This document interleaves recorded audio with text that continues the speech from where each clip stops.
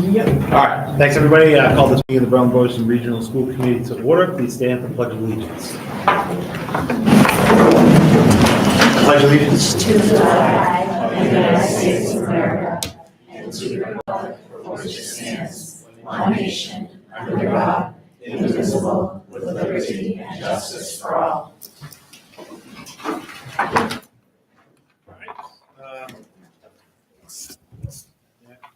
We're going to go into our public comment. Just a quick word about public comment. Usually we keep our public comment limited to a time, usually 15 minutes. If we need a little bit more time, we can do that. Each individual public comment is limited to 3 minutes. And this is based on our public comment at school committee meetings policy. Public comment should only be made on items from tonight's agenda. And the agenda is on the screen there. If you could scroll down, up and down a little bit, Joe, that will help us a little bit. And also from our policy, improper conduct and remarks will not be allowed. Defamatory or abusive remarks are always out of order. If a speaker persists in improper conduct or remarks, the chair may terminate that individual's privilege of address. Also, speakers may offer such objective criticisms of the school operations and programs as concern them, but in public session, the committee will not hear personal complaints of school personnel, nor against any member of the school community. Under most circumstances, administrative channels are the proper means for disposition of legitimate complaints involving staff members.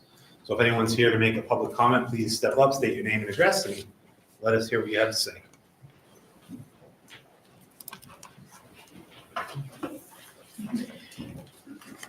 Hi, my name is Laura Baines. I'm here to talk about the team special education coordinator position at Tohoto. So dear members of the school committee, administration, and community members, as a member of the Tohoto Special Education Department, I'm writing to ask you to reconsider the elimination of the special education coordinator position at our school. As an educator with more than 20 years of experience, I know that this decision will do to negatively impact our students and the ability of our department to operate as it should. I have had the opportunity to work in 2 other districts during my career and have worked with many coordinators. Since starting at Tohoto 5 years ago, I've now had 6 coordinators, and for the last 2 years, we have essentially had to manage our department on our own. With certainty, I can say that this has not been an ideal situation. Not having anyone in this position to go to when you need a leader is one of the worst things for an educator. The missing piece of leadership has been very difficult on our department, and it has taken its toll on us. Without the coordinator at Tohoto, mistakes will happen that could have been prevented if that leadership remains as it should. 3 months ago, we were finally able to hire a coordinator, and the leadership, guidance, and knowledge and support we've been looking for has finally happened. I can without a doubt state that I've never had the pleasure of working with a more effective, experienced, supportive, and knowledgeable coordinator in all my years of teaching. This person has gone above and beyond in such a short time. Each day, I'm inspired by the dedication and support that they have to offer. The coordinator understands the nuances of special education and is able to navigate this complex world of education. Things in our department are starting to take shape, and we finally feel like we're headed in the right direction. To remove this from our team would be a detriment to our students and their right to a free and appropriate public education that truly meets their required level of need. As the teacher of the TLC program at Tohoto, we are working towards creating an amazing program for our students with the most significant special needs. I know that without a coordinator at Tohoto, making this dream into an actual reality will fall significantly short of its intended target. I have run a program in another district. If we did not have a coordinator to assist, the success we achieved would have never happened. This position is vital to the operation of special education in a school. The TLC program has made amazing gains in the last 3 months because of our new coordinator, and I do not want to lose the support and momentum that has already begun. Without a coordinator, my program will not flourish as it should, and my students' educations will fall short of what I intend them to be. The students in the TLC program and all the students on IEPs at Tohoto deserve the very best programming we can offer. To eliminate the coordinator position would be taking away that programming and only hurting the students. I kindly ask that you reconsider the elimination of this position. I implore you to really look at what this person does for our students in our department, and to truly understand what this job entails. They are a vital asset to our students, our team, and our community. Thank you. Thank you.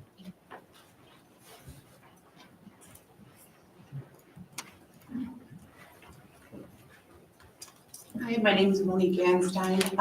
I am a special education teacher and here to voice my concern over the decision to cut Tohoto special education. I'll give you your time back, but I'll give you your time back.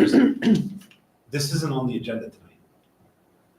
Is it? Am I looking at the wrong agenda? Isn't it part of the budget that was on there? Is the budget on? I didn't think we were voting on the budget. Out of the minutes, I guess. Yeah, all right. Okay. Yeah.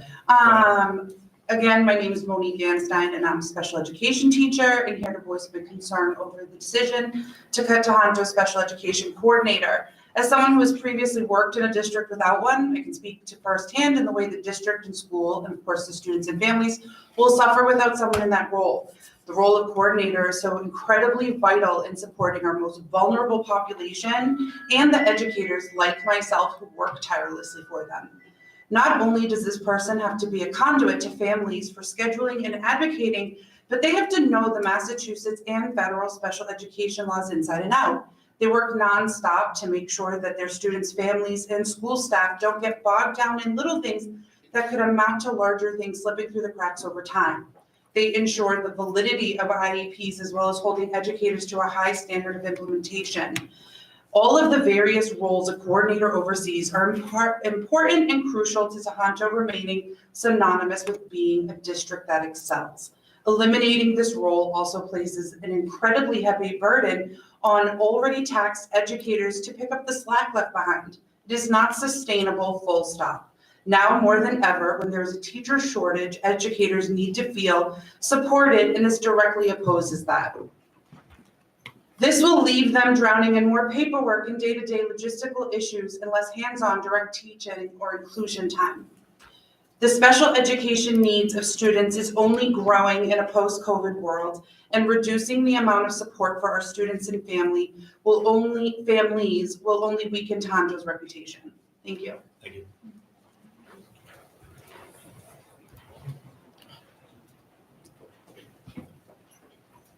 Hello, everybody. Forgive me, I'm a little nervous. I don't normally speak in front of groups of adults. I'm going to read mine. Hello, my name is Elena Speroni, and I'm a first-year special education teacher here at Tohoto Regional Middle High School. I'm here today to just express my deep concern about the proposed elimination of the special ed coordinator position. Over the past few years, I've worked as a student teacher, a para, and now teacher. I've worked under 6 different coordinators. This constant turnover has created confusion, disrupted communication, and made it harder for our department to function effectively. As a new teacher, I rely heavily on the expertise of these coordinators to navigate complex IEPs, support service delivery, and resolve conflicts, things that administrators simply can't offer with the same specialized way.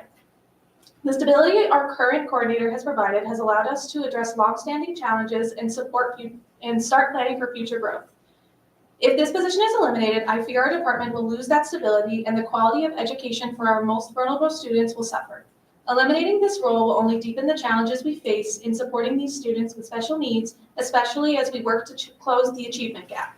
I strongly urge you to reconsider this decision. The special ed coordinator is critical in both our team success and, more importantly, our student success. Thank you.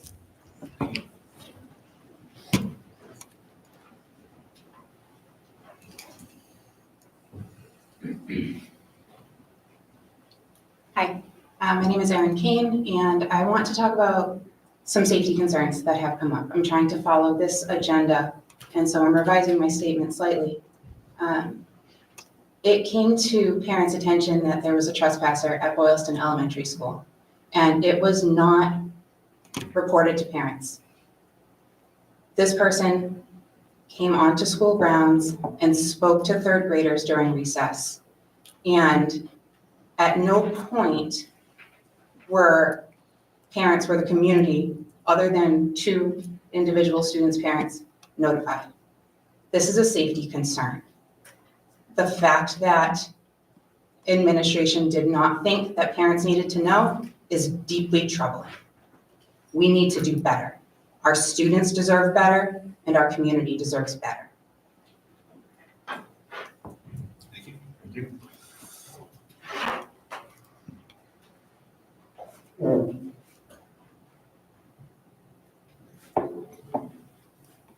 Anyone?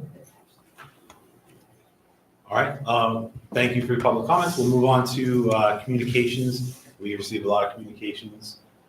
They are available out there for anybody to look at them. Anybody want to bring anything up? Before, yeah, go ahead. Yes, I mean, so we got many communications, and there's definitely seemed to be a theme of them. There was a call for a plan of action, for surveys, for transparency, more engagement of parents and make meetings more accessible. And then also the attractive qualities of a principal BES. And so I look forward to discussing that later on. All right. What else?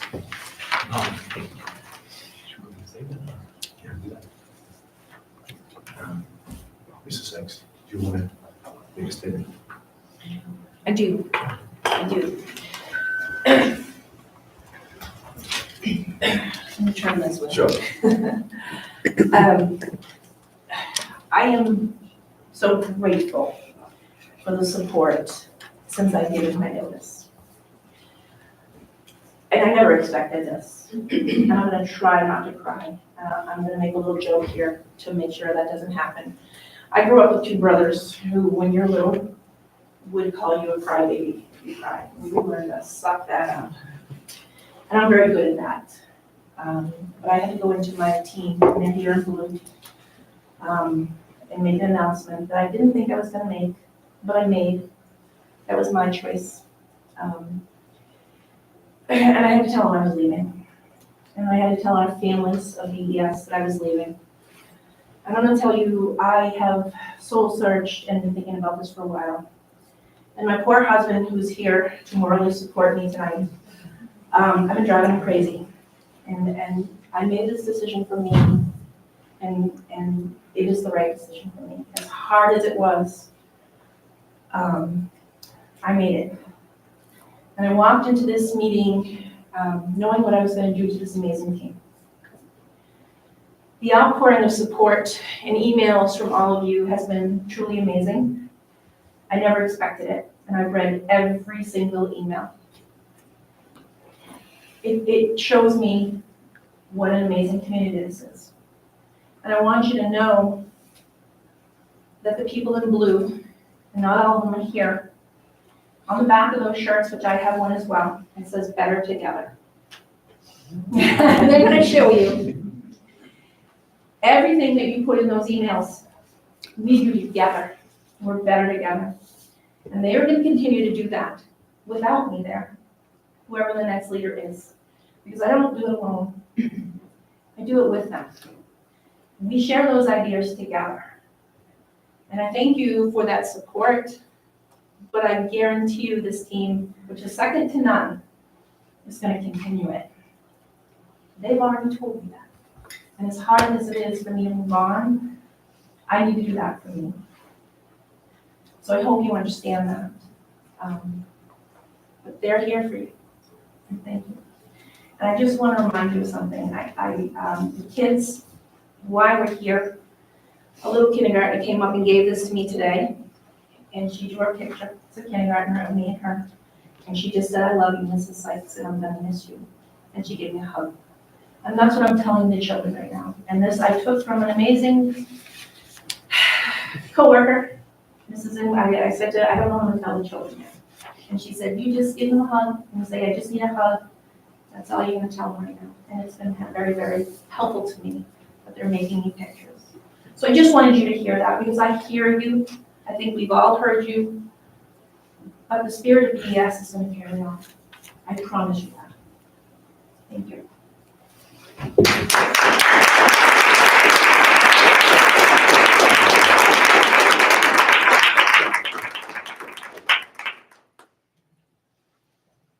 Cindy? I just want to tell you that I appreciate the conversations we had over the summer, working on the contracts and everything else, as we talked about earlier. So thank you. Thank you. Moving on, may I have a motion, please, to approve the consent agenda? So, Lori? second? Lisa? Okay. Would anyone like to discuss minutes, the warrant? All right, all in favor? Aye. Anyone against? Okay, the March 4th subcommittee minutes, the March 11th budget hearing minutes, and the March 25th open meeting minutes, and the warrant are approved. Thank you. Just a quick thing before we get to Ms. Tracy Novick. When we get into that conversation, I just want to remind the committee, the school committee is here to basically carry out the business of the district, not the education, not the teaching, not the other part of it, but the business of the district. And part of that business is an employer-employee relationship. There's employee issues, employee laws that we need to follow. We can't be making decisions or even considering or discussing anything based on rumor or speculation that might be out there. There's obviously a lot of that going on around there. Everybody last night wanted full transparency on everything. We know what it's like to make decisions or to at least be accused of making decisions based on rumor.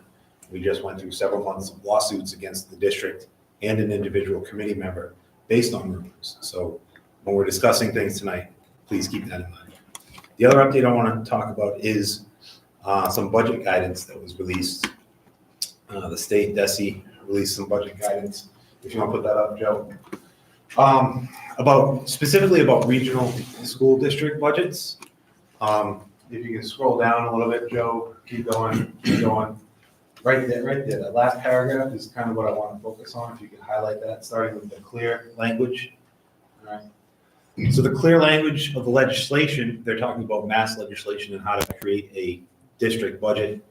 The clear language of the legislation gives the authority to consider and act on the approval of a regional school committee's adopted budget. So that's what we've done. We've adopted a budget. So we now have an adopted budget. Gives regional school committees adopted budget to the appropriating authorities of the member municipalities. They go on to say such authority was not provided in law to select boards or finance committees. So we received a lot of questions and comments about what does it mean the select board does this? What does it mean the FinCom does that? This is not my language. This is not the school committee's language. This is straight from the state's guidance, DESE's guidance. So that's available out there for anyone to see. We can provide it to you if you want it, but you just do a quick look at DESE's district and school finance guidance on municipal approval of a regional school district budget, March 2025. It's out there for anybody to see. So everybody was asking questions about that. What does it mean for the two towns? That's what it is right there. So moving on, I'd like to introduce, please, Ms. Tracy Novick to please come up. I'm gonna take it up. Yeah. All right. Tracy, you can come up here or up there, wherever you like. I mean, whatever. Wherever you're comfortable. Mike's on if you want the mic. Okay. Please excuse me if I drop things when I start to write things down. Good evening, it's good to be with you again. I know that everyone around this table knows who I am, but for those who haven't been here when I've been here in the past, my name is Tracy Novick. I'm the field director for Central Massachusetts for the Massachusetts Association of School Committees. I am here in part to basically to give you an update on what you have before you this evening. For those who are sort of tuning in now, I guess I would say, you, the school committee, decided in February on a two-part process in terms of the superintendency. You decided that you would pursue an interim superintendent for next school year, so the 25-26 school year, and that you would then be searching for your permanent superintendent as soon as the school year started next year. That superintendent starting in July of 2026.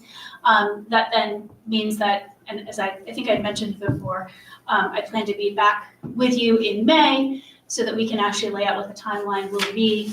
By then, the district will have set things like the dates for back to school and so forth. We'll be starting right off with staffing and so forth. So when I was with you on March 11th, you approved the posting for the interim superintendent position. Applications for that position closed on Friday, and I shared them with you over the weekend. Those are public. For any of you who wondered why it says redacted, that's simply because we don't share email addresses and telephone numbers of both the applicants and also those who have submitted recommendations. That's the only thing I assure you that has been redacted from the applications. Obviously, we will share those with the school committee should the school committee decide to assign pursuing the recommendations individually. You have 11 applicants, 7 are current superintendents. You have set as your date for interviews next Tuesday. And thus, before you this evening, you have 2 decisions. And let me know you're making both of these decisions in public session because you're not using a screening committee. You are required by state law to make your decision about superintendency and also about interview questions, both in public session. The first decision will be who you interview next Tuesday. And then the second question will be what interview questions you ask. I did pass around to you the questions that were submitted to Lori, and I want to apologize, Jessica, to you. I had already That was my fault. unfortunately run things off. That's why it's handwritten. So no judgment call in there. I'm just attempting to fit things together. You will need to decide that. I would recommend interviews of somewhere around an hour, and you'll want to consider how many you would want to actually have. Mr. Chair, it's obviously entirely under the purview of the committee as to how you make your selection for who you will interview. I will offer this, that generally my recommendation when I am asked by a committee how to at least start making the decision is to do so with a straw poll, which is to say every committee member, raise your hand if this is someone that you want to say, go through the names alphabetically. The reason I say that is it does have a way of very quickly sorting out if there are people who the committee is just simply not interested in seeing at all, or who they're quite interested in seeing together as a group. But again, that is entirely up to the committee.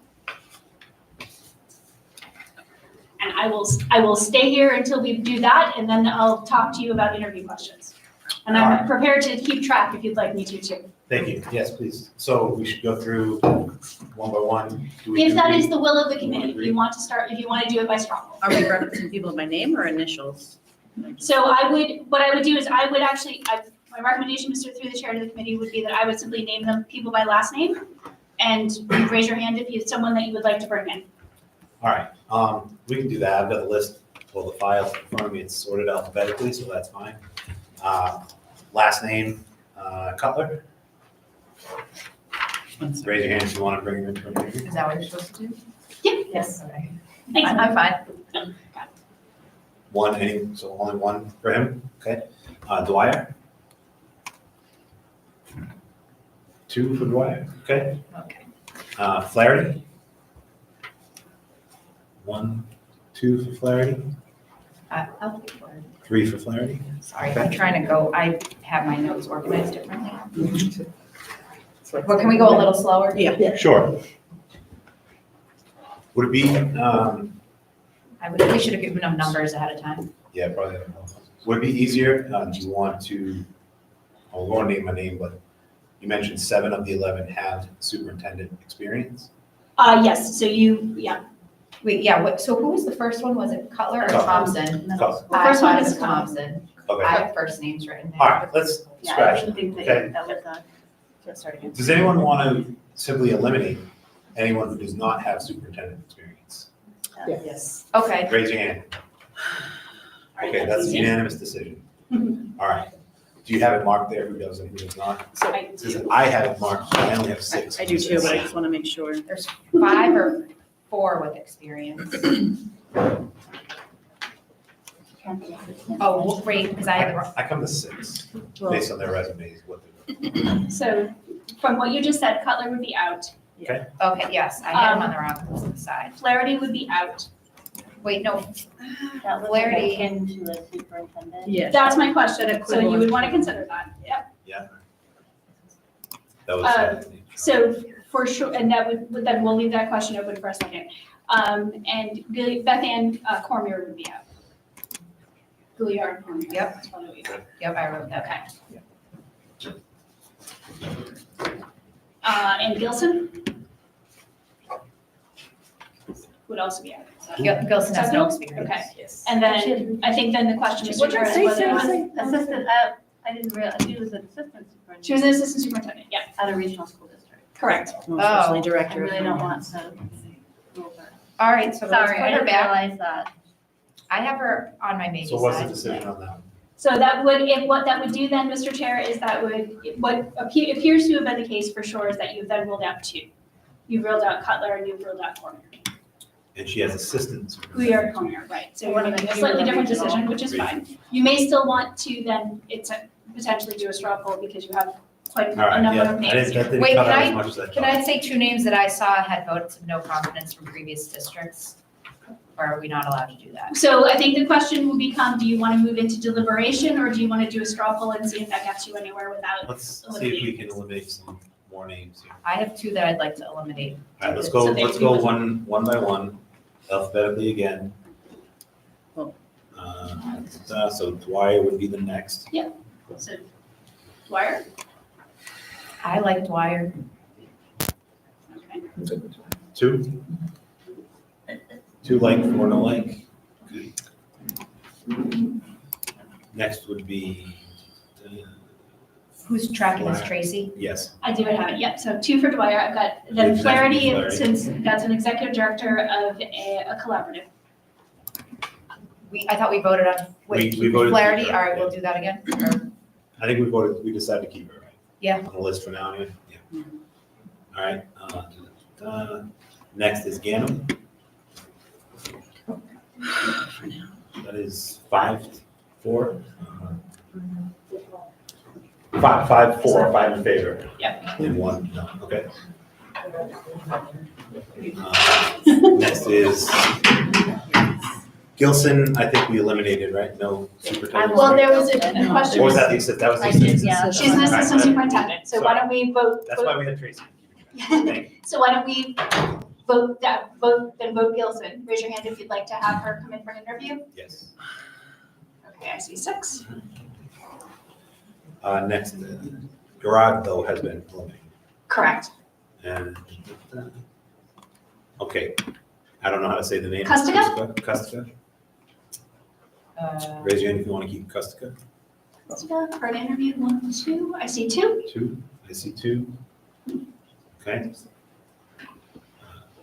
Next is, would the next be Legault? Yes, Legault. well, sorry, can you say the name again? Liz Legault, Elizabeth Legault. Oh, I was, yes. 1, 2, 3. I see 3. Okay. And then Lundberg. I see 1, 2. Okay. And then Rika. See 1, 2, 3. Okay. And And- Thompson? See 1, Thompson, I 2, have. 3, 4. Okay. All right, how many is that one? So, what you have then is 2 for Dwyer, you had 3 for Flaherty, 5 for Ganem, 6 for Gilson, 2 for Costiga, 3 for Legault, 2 for Lundberg, 3 for Ricka, and 4 for Thompson. So, at this time, your top people are Ganem and Gilson with 5 and 6 respectively. If you wanted to, you could move to eliminate everyone with 2 unless you wanted to discuss any of those. Who were the ones with 2 again? Sorry. You have, let me just finish what I was saying, and I was gonna run through that next. You do have, Thompson has 4, Ricka has 3, and Legault has 3. And Flaherty has 3. The ones with 2 are Dwyer, Costiga, and that's it. Oh, and Lundberg, sorry. Lundberg, Costiga, and Dwyer would be the ones eliminated if you eliminated those with 2. So typically we do majority vote, that would be 4 or more. Sounds Yep. like there's 4 people with 4 or more. I think you have 3 who have 4 or more, Mr. Chair. You have Thompson with 4, you have Gilson with 6, and you have Gannon with 5. Oh, Rika was only 3, that's right. I think, So that's 3. can we discuss the twos within that? You want to discuss the 2? Okay, let's pick the 2 to discuss. Are we allowed to say the ones we looked up that had votes of no confidence? I don't know if everyone Googled people to look. I only found 1, so. I found 2. You had to dig deep because she had a different name. All right, let's pick one and discuss. Who would like to propose? But I'm asking, are we allowed to talk about their votes of no So, I mean, confidence? If it was so- in the Oh, news. I would say Okay, 2 fine. things. First of all, votes of no confidence are public information. Okay. They are also not uncommon, to be fair. Okay, yeah, no, I get it, I just. Yep. I think my first question, Mr. Chair, is do you want to discuss your 2s or do you want to discuss your 3s only because you have 3 3s? I'm happy to discuss if people want to discuss, but let's be clear if we're discussing based only on what's been provided or if we're discussing based on whatever. I think if we're discussing based on whatever else has been researched or found, that could be a little iffy at this stage where picking resumes to then bring in for an interview. That interview process, reference checks, background check, all that should be done at that point. I personally think we should be selecting resumes that have been submitted, that we then want to move to a further interview. We've got, it sounds like 3 right now. Right now you have 3. You would, if it was, as you noted, if it was a majority, you would have Thompson, you would have Gilson, and you would have Gannon. I'm open, that's what I would suggest, but if anybody wants something different, speak up. That's a good point. That is the other question as to whether or not you want to move forward. Keeping in mind that you also have scheduled yourself for a single evening. You say Thompson? and Thompson, yep. Thompson, Gilson, and. Can we talk about, I really, really liked, I mean, maybe I'm wrong, Dwyer. Have you looked at when they started their interim position and when it's through? They started their interim position on 1/25 and it's through 6/27. Yeah, so there was some red flags with like 2 years early, 1 year early. Well, I don't know. They're flags, I don't know what color they are. but- So I guess I read the news article, I mean, I guess so you don't want to talk about, because that's Uxbridge, right? I mean, I can, Uxbridge is actually one of the districts that I cover. I can actually address the fact that, I mean, Uxbridge had to appoint an interim superintendent in January because their full-time superintendent needed to step down. And So is that- that and- position they necessarily, So that assuming that position in January is not a mark, I would argue is not a mark against her. I think that's a fair I mean, statement. she was assistant from 2021. yeah, I did see that. Yeah, I really liked her, I don't know. Who are the 3s, Tracy, please? The 3s are Flaherty, Legault, and Ricca. Would anyone like to discuss adding, so first of all, have we decided that? We haven't even decided, all I did was ask them a majority. Is that what everybody feels is good? So I feel like, I mean, the We can add to twos, it, the twos are the least supported, so I think it would be great to discuss them and eliminate them. The Yeah. easiest ones to try to eliminate, because more people have issues. So it sounds to me like only getting 2 votes would just eliminate. But I feel like if we discuss them, people might change their votes. Because, I mean, I don't know. So then we should just It's discuss just each hard one. because there was Then 11 that's the people case. to look Hold on a into. minute. Sorry. If that's the case, then let's start at the top and discuss each one individually. We're not gonna stand by what we just voted. I mean, I'm happy Eliminate to, one. I'm happy to go with those 3.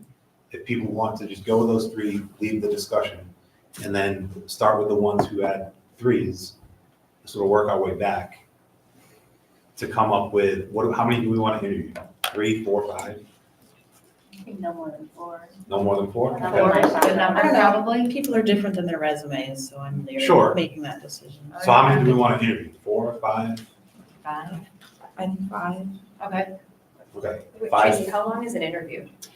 Generally, interviews are between an hour and 15 minutes And or we'll be so. doing this on Tuesday. And you're doing it on Tuesday, and what you had said at the time anyway was that you were scheduled for starting at 5 p.m. So you want to do all 5 on the same day? I don't think we should do 5, Meg. I think we should do 3 of them.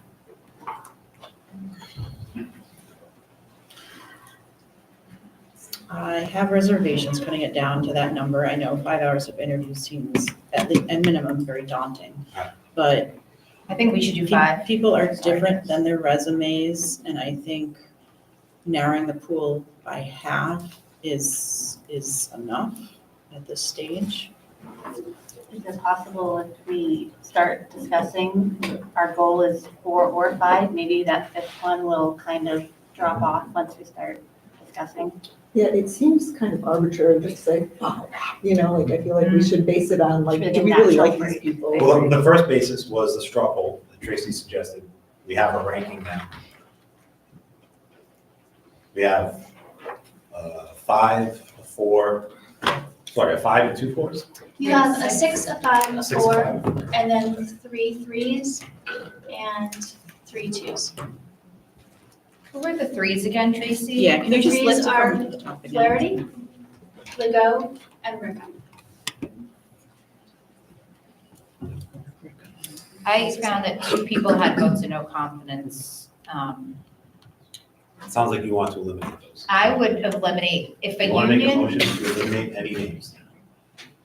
do we have to make a motion? We could. Susan, Kuska, Yeah, I found or that sorry, one. Rika and Kuska both had votes of Oh, no I confidence. missed that one. Rika was pretty publicized.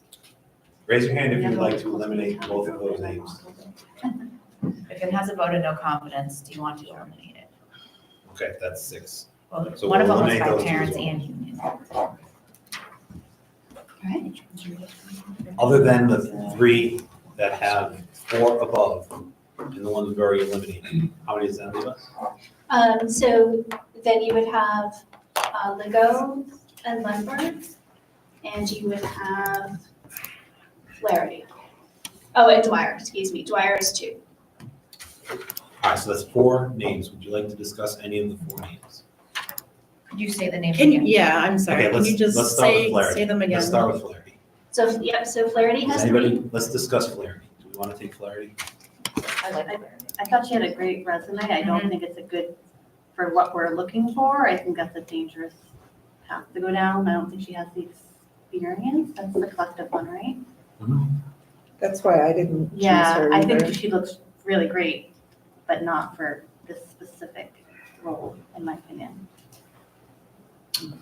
I liked her resume. I thought that, you know, I would be interested, I'm not saying I'm ready to hire her, but I think in the spirit of hearing, like meeting people and hearing what they have to say, I feel like when we did the principal searches, I was part of it for both rounds. It wasn't until the people came in, like there were some people that looked really good on paper and they were, you know, it just wasn't a good fit. And then people came in and they started actually talking about their experience and we were like, okay, it's kind of parallel to, it might not be the exact same job description, but it's kind of parallel to what they'd be doing.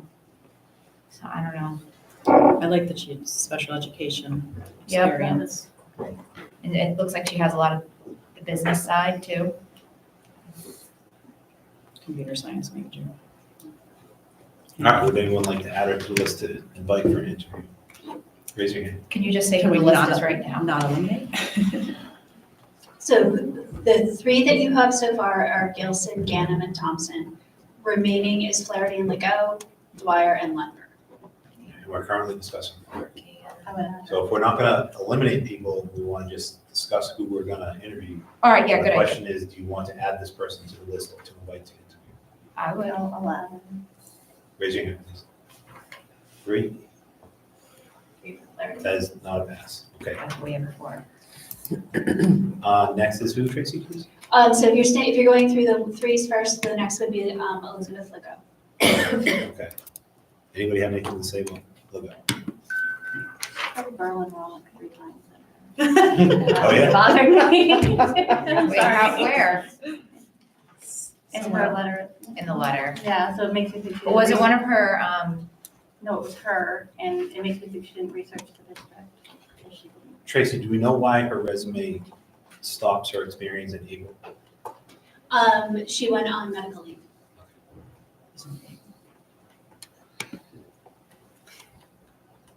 All right, misspellings, you said, Beth? 3 times. oh, it's missing the R, I see 3 that. times. At least she didn't call us another. I know, there was a Town town that name. had the wrong town in there too. She didn't call us Brookline, that's for sure. Yeah, so she didn't proofread her letter. Which is, But, Um, yeah, I I don't know. know, that's Lisa's pet peeve. She's a grim, she's so I good. really don't like that. when we're hiring, the first impression of someone, or the first introduction of someone is their resume. If there are misspellings after having reviewed it, gone through it, asked colleagues to review it, asked friends and family to review it.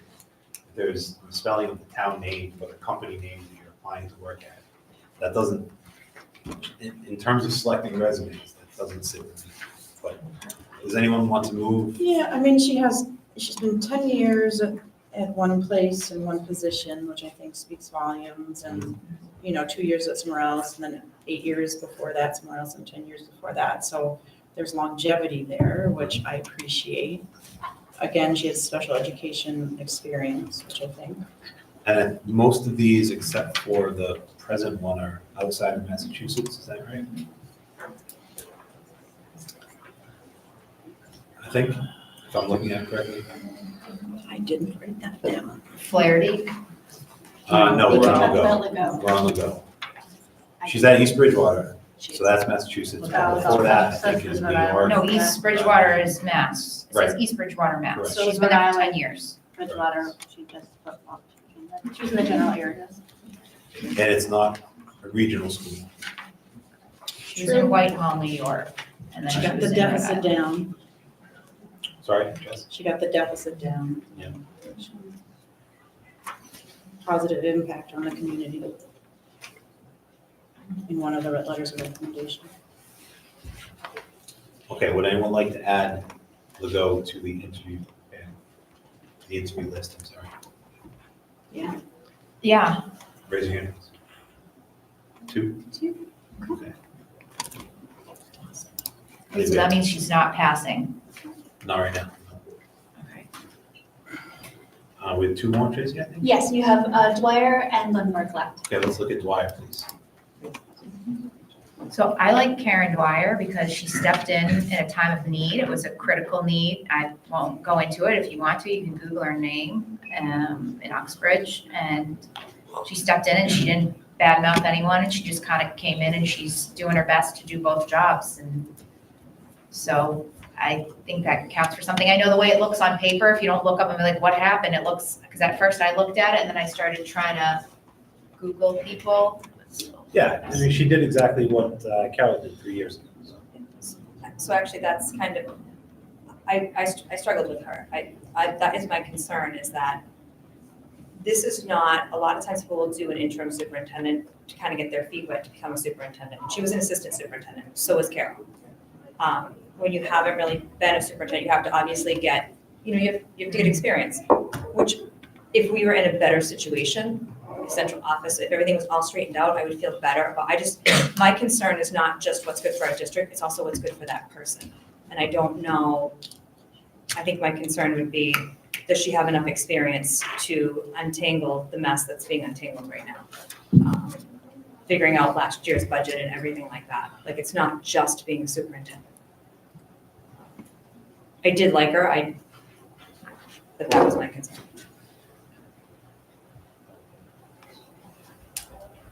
Anybody? It doesn't, her resume doesn't scream expertise in budget. I know we have Erin with us now, which is huge, but I think it's really important that we have someone that's strong in budget, because we've seen from last year to this year, the difference in leadership makes all the difference in the world. Yeah. Anybody else? All right, raise your hand if you'd like to move her to the interview list. Two.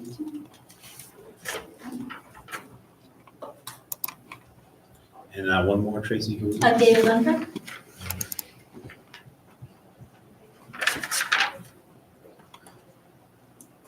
So we just have 3 right now on the interview list? You do. So I was impressed with that resume. 9 years at one place, essentially 5 years at another place, 2 different positions within the same district. And then the most recent district was 9 years, again, 2 different positions. But the current one being superintendent. Yeah, so he's got 3 years of, going on 2.5 or so years of experience as superintendent. He's also the only one who didn't actually list out on all the questions. He just said, yeah, just look at my resume. Everyone else actually listed out where that was asked for. I mean, not a big deal, but does that say anything about, if you ask him a question and he's just gonna tell you to look at his resume?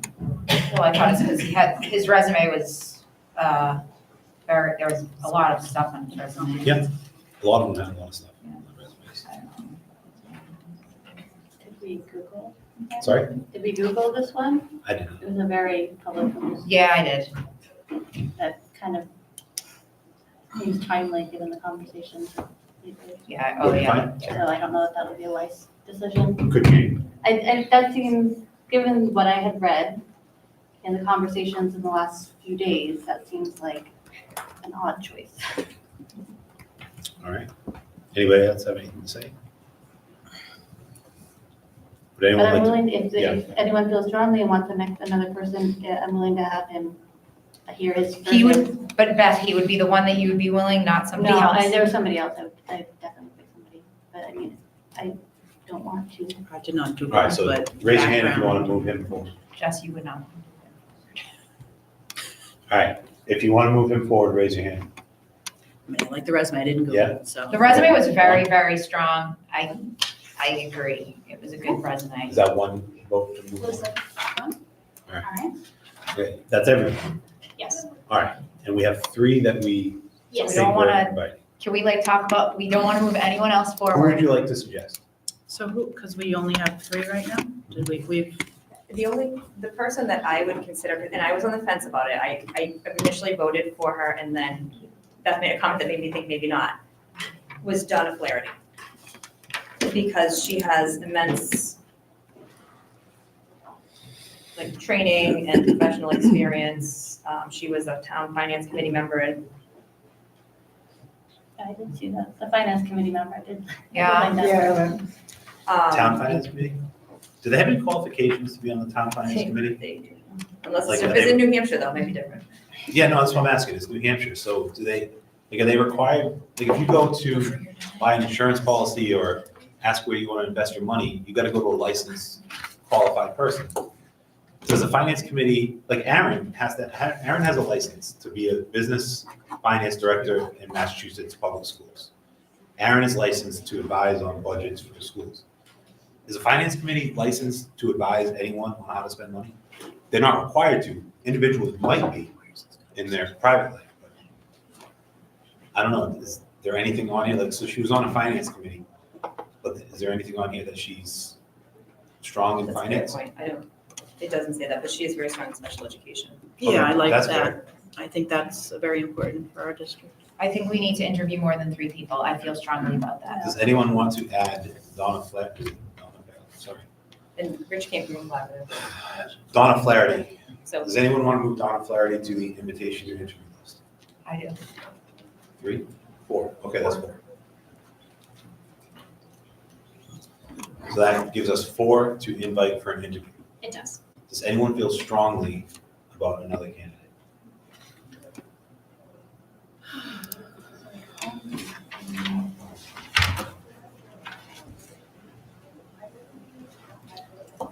Maybe it was someone that was Googled. No, that was someone in Bridgewater. I mean, I'm fine with that. What did we decide about Legault? No? Could you list the ones that we have? You Four. decided that Flaherty, Gilson, Gannon, and Thompson are in. I know what we talked about Cutler. I know what we talked about, Thompson we're taking. But why did we say no on Legault? Because she did not get enough votes. Yeah, so she's got special education, was one of the recommendations. She Oh, was she's 10 years at one place, 8 years in another, 10 years before that. She got the deficit down. One of the recommendations said positive impact on community.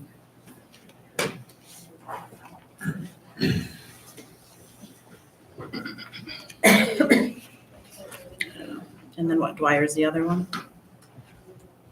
I really like Dwyer. I know Wait. she doesn't have a lot of experience. Legault, I think Legault was. Legault is the one that typo. spelled Berlin incorrectly in her letter.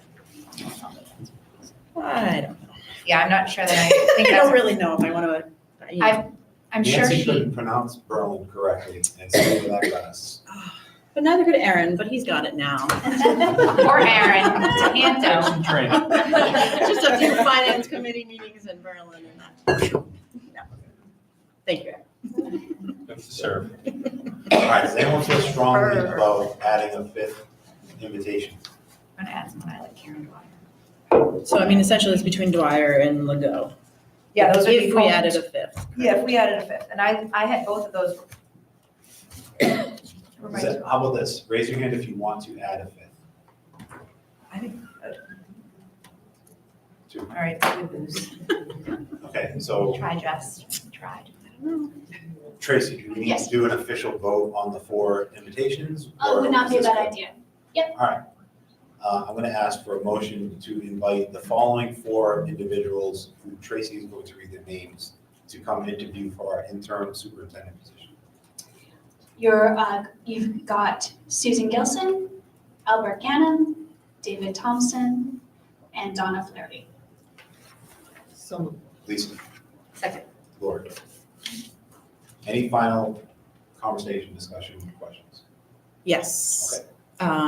Resumes are one thing, people are the other. And so I think it's important not to eliminate people that we know that are effective at their position before we know we have, without knowing the other candidates. Yeah, and, I mean, I don't think anyone even saw Al's resume before we had him here. We didn't have any candidates. Megan. No. You gave us We all did. his resume. We did. Come on. We had I two know you're not resumes. happy right now, but stop piling on the guy. and he came highly recommended So, by so an expert. yeah, so in that instance, we had two resumes, We only had two people. resumes. You only had 2 people apply. Excuse my rudeness, I apologize. So, You had 2 people apply. Yeah, and when We interviewed them both, there was 2 people. yeah. Oh, you want to do Yeah. so based on this resume. I'm that sorry, is there we're something going on back there? I apologize, just trying to clear my throat. I apologize if I was being rude. Thank you. So I think I joined this committee years ago. I ran because I saw issues. So where I think being a superintendent, I would not want that job. I think it is multifaceted. And that's why I think a resume does not necessarily speak to someone's ability to be a superintendent and be our fit. I think where we were in August is not where we are now. And the issues that were in our district that preceded August are still here as well, minus huge amount of financial clarity. So whereas there had been a lot of information coming from many different directions, I don't want to make rash decisions before we know we have a competent individual among the other resumes. So I know a lot of people are not happy with that, but decisions being made are not easily made. And so, I do feel strongly about having a 5th person. I think the more people we interview, the better off we are. And I guess my point wasn't that I'm upset with Al. My point was we only had 2 resumes. We had one teeny tiny bit of time. We've had these for a couple weeks. We have 11 people. Why not? I know it's a ton of time and a ton of work. My daughter's having surgery tomorrow, so God only knows where I'm gonna be next week, but, you know, I feel strongly about having 5 people in, and, you know, I've been hearing, people want transparency, people want to change, and maybe we need someone, you know, maybe we need something different. So this would be a little bit different. Anybody else? There's a motion on the table. one could amend the motion if one wanted to add someone. Just throwing it out. So I'm just gonna add my 2 cents. If we're adding someone because we think they're going to be beneficial to our district, that's one thing. If we're adding it because we think that's what everybody thinks we should do, but it's really a waste of their time and our time. Tracy said the interviews are going to be an hour to an hour and a half. That's a lot of time, and it's a lot of time to ask someone to take out of their schedule. So I just want to make sure that we're not focused on a number, or like if you feel really strongly and you feel like someone was overlooked and would be a great fit for our district, I think that's what we should be focusing on, because that's what we want and need, not a specific number. I do understand that more people gives you, you know, more ideas, but I just, if anyone can argue for why one of these people would be a great fit for Earl and Boylston, I'm willing to listen. I just haven't been convinced of that personally. If you feel really strongly about someone, I'm very open to changing my mind. I just feel like you don't know it's so hard to tell by looking at someone on paper. Like some of these people, I mean, I'll be honest, the first person I picked on paper and then I started like doing research and trying to figure things out. I'm like, oh my God, no, that's the worst one possible. So I just feel like sometimes when you sit down and you talk to people. So let me ask you this. So it's tough. we've been at this for 40 minutes. you want to just scrap it all and invite all 11 to come back? We'll take a day, do it. I mean, do I want to do that? No, but yeah, will I But do that? that's what you're arguing. Sure, I'll do that. You want to do that, Jess? No, I don't think we need to go to two extremes. No, I mean, we already I mean, eliminated certain ones that we definitely would not hire. To that. But we don't know that, but they're different on paper and person, is what you're Well, arguing. they don't have the level, like, a middle school principal, I don't think is ready. Maybe it's a star and like this is his I line. actually know. No, I think there's certain things that happen that somebody doesn't come back from that Lungeberg, whatever that. Right, I don't think, yeah, that. And like, if you're, So then if that's the case, if we're not gonna invite them all back, then we have a motion on the table right now. Does anyone want to do anything else? I would like to amend the motion to add Legault to that pool of people, given the longevity of her service in the districts and the content of some of the recommendations, despite the misspelling of them. All right, that's a motion. So, second, Yeah, it's now seconded, okay? Any discussion on the amendment? So if this amendment passes, then we would be be adding Legault to the list of 4, making it 5. yes, Okay. And then we would still need to vote on that. yes. Okay. Anyone would like to discuss that? All right, all in favor of the amendment? Aye. I hear 3, is there? I hear 3. Anyone against? I hear 2. Okay, that, I'm also against, so, sorry that motion does not pass. We still have the original motion of the 4 names on the table. Any final discussion? Okay, all in favor of this motion? Aye. Anyone against? Okay, that motion does pass. Tracy, I think we have our. Excellent, thank you. So what I'll plan on doing is I'll be contacting them tomorrow to schedule. They did know the evening that you were planning on doing it, so my hope would be that even if it is budget season, that they all have made that evening available. Then the next thing, Mr. Chair, for you all to discuss and decide upon is the questions that you'll ask in the interview. I did get some ahead of time, which I've shared with you in print. And the question, so that what you have in front of you is, you have 7. I would say that you can go up to, you could probably add another 7 or so if you wished, and still be coming in within an hour, at least within my experience. Before we get to that, Tracy, so we need to put an agenda out for Tuesday. Yes. Do we list each of the names on the agenda? You can, yes, you would, because it's the finalists, yes. And just to be clear, the applications as redacted, just in terms of the telephone numbers and so forth, can also be posted as part of the agenda if people would like. All They right, certainly can be shared on the website. all right, thank you. Okay, so questions. So 7 questions here. Maybe we should start, or how do you want to start? Do you want to start by looking at these, deciding if you like them? Or do you want to start by seeing if you want to add additional ones? We can start with what we have and. All right, so let's start with what we have. You've read them.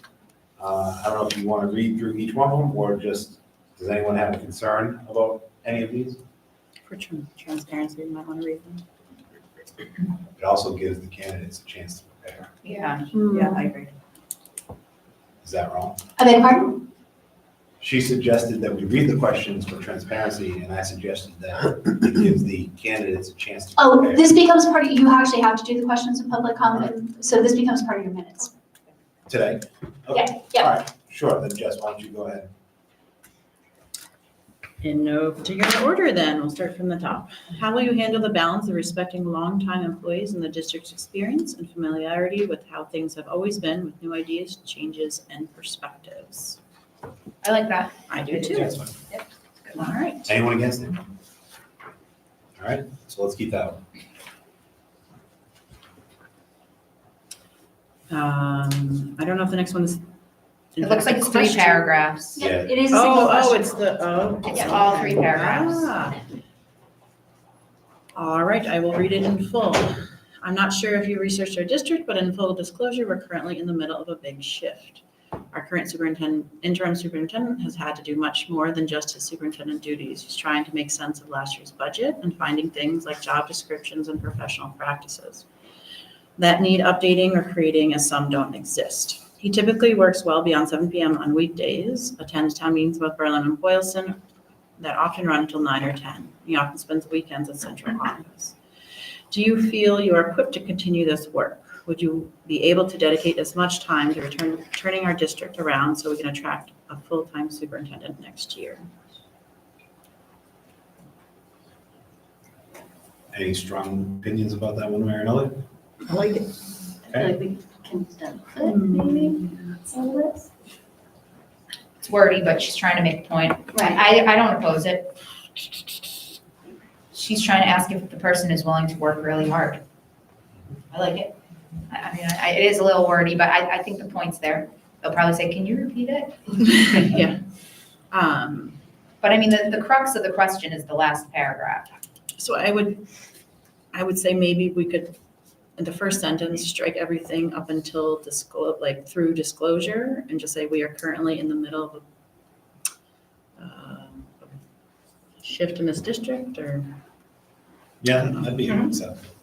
Want to do that? Does anybody agree or disagree with that? I'm indifferent. I think the crux of the question is fine, yeah. All right, so we'll start it then with just, we are currently in the middle of a big shift. In this district? And then want to add in the district, okay. All right, so we're good with that one. The third one, Jen? How would you create an environment where staff felt safe to approach you with problems? I like Good, it. good, Yeah, like it. I like that one. All right, Actually, I like all of them. How do you build strong relationships with parents, teachers, your admin team, the town board members, and the school committee? That's a long response, I'm sure. sure. Oh, we're there for an Yeah. hour. Anyone against it? No? All right. What are your greatest strengths and weaknesses as a leader? Why are you interested in this? Oh, sorry. Did anyone have issues with that? These No, are just sorry. generic ones. I Yeah. think I found these online and I sent a bunch to Laurie. But Wow. I mean, I feel like it's important to like ask somebody what they think their strengths and weaknesses are. I used to interview a lot of people when I worked in corporate America because I would have a lot of people reporting into me and that was like a Personally- key question. Yeah, sorry. go ahead. No, I just think like the next two are just like key, maybe you start with those or, you know, like first up, like it should be, why are you interested in this position? I mean, that's just a basic question. And then what are your greatest strengths and weaknesses? Because if somebody isn't able to speak honestly about, you know, or acknowledge what they're good at, what they're not good at, I think that's important. Yeah, I think sorry. I personally think your greatest strengths and weaknesses is one of the worst questions, because are they gonna, my weakness is I care too much. We're too Yeah. hard of a professional. Well, then you're gonna know. But I think Yeah, but that then personality. talks about their That's- character. Yeah, it's about But their the character, other question- getting to know them better, like, oh, you're gonna It's call fine, that I one. don't care if we get rid of it, I just think it's a waste of time, but the other ones here are good. Yeah, I suppose. Why are you interested? How do you handle conflict? So we got enough of that going around. Yeah. And how do you bring, the biggest one there is the strong relationships. That would be the one that you want to know. Right. Lisa, you had a question. Did you ever put it into words or? I didn't have time to actually go through, but it's a Yeah. question about the budget and what their skill is in the All budget right, process. so are we, Yes. let's, So we can add. hold on to that, Okay. but for these, so there's 4. You want to keep all 4? No, there's 1, 2, 3. No, those last ones, that group that we were talking about, the last ones. How do you build strong? What are Oh. your greatest? Why are you interested? How do The you? last 4 questions. Yeah. I mean, if Lisa has a question, Tracy, is this gonna be too long? We don't wanna go No. over an hour. She said 14. She said But, more. yeah, I think you're well within time. Yeah. So- Even adding several All right. hundred is still Let's, fine. hold on. Let's finish this sheet, and if we want to add to it. Yes. Then let's do that, I'm okay? good with all those. Yep. Everybody's good with it? All right. So we're good with, all right, so the whole sheet's fine. All right, Lisa, you'd like to add? So, and maybe you can help us word this better, but I'm just wondering what their skill in the budget process is, because we've seen how important that is from, last year to this year. Specifically regional budgets. And Yes. what might be wise, if I can make a suggestion, is you might ask them to give specific examples of their experience. Because that then actually gets them talking about not only sort of hypothetically, but also grounded in what they've actually done. Yeah. Yeah, okay. So, yeah. Give us examples of your experience with the finance budget, especially regional, if you can speak to it. Yeah, what is your experience working with multiple member towns to complete a budget, I guess, complete a regional budget, something like that? Let's see some clarity on. And if nobody has experience in the regional, If nobody has experience working with different member towns of a region, do we want to be their training ground in that? That didn't work out so well last year. I think they all do. If they all do, then that's fine. No, none of them have regional experience, but I feel like we If you judge have, down, like the Thompson was eventually, he was. So we assistant can for BMR. leave it as a question and see how they answer. Yeah. I just don't know if I we think should in their like history, they all specify have only something. regional, like I'm kind of We're not, interested in budget. Yeah, budget experience, but specifically regional. Could that be the second part of the? Yes. Maybe the first If part you is have what is your regional experience with experience, budgets, you know, and presenting? And then maybe the second part of that is, do you have any experience with regional? Yes. I feel like I like that. we are in a really good position in the finance department because we have Aaron here now. And he clearly has years of experience and he has shown and proven that he understands regional budgets. So I feel like, you know, the last time we were hiring an interim superintendent, we might not have been in that position. I don't know if that's fair to say that. But now we have Aaron. So while I think it's important, but that we have a superintendent that understands budgeting, we have to understand the role of the superintendent isn't to actually do the budget. It's just to be the support. Aaron is doing the budget and, you know, but that person does. That's why I really like Laurie's question. They have to go to all those town meetings to be able to present that and be able to do the talking and dealing with the towns. So, and the families and all that. So I do think that aspect of it is important maybe, but not necessarily like the numbers aspect, because I don't think you're gonna get a superintendent that actually has that numbers experience, this guy. So we've got that. Is it now a two-part question? Do you have that down, Tracy? Yep, address your Can you read it experience to us? with regional district budgets if applicable. Can I ask Aaron a question? Uh, Is that appropriate for this? I'm not sure. Aaron, you want to answer a question? If, Lisa has a question. if we got a superintendent that didn't have a lot of budget experience, Sure. would you be able to work with Yeah. them? Yeah, absolutely. Yeah. Yeah. Yeah. I mean, my job's, to Megan's point, my job's to help deal with the budget. And that's, I don't see a problem with that. I just feel like he's a strong leader, and if we don't have somebody that can manage their own department, then I would totally agree and think like, yeah, we need somebody that, the superintendent, but like Aaron's pretty seasoned, so he knows how to manage an accounting and a finance department. He understands numbers really well, so I have a lot of confidence in his work.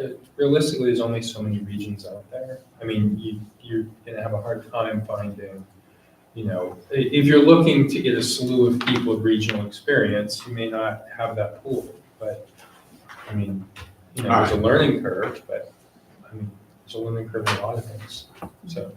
Sounds This like is just that- an important one for her. Sounds like that question is good. Yeah, no, I think we need I mean, I guess I'm Budget is saying good, I'm comfortable arm in my travel. ability to handle that part of it, right? There's gonna be the relationships with towns, there's gonna be relationships with the community, things like that. But, I mean, in terms of handling the regional aspect of the budget, I don't see that as a non-starter. Yeah, I mean, I think also like the size of the budget they've dealt with, like, so maybe not regional, but like, So, you know, yeah. was there deficits? Was it how many millions of dollars? Like, you know, All right.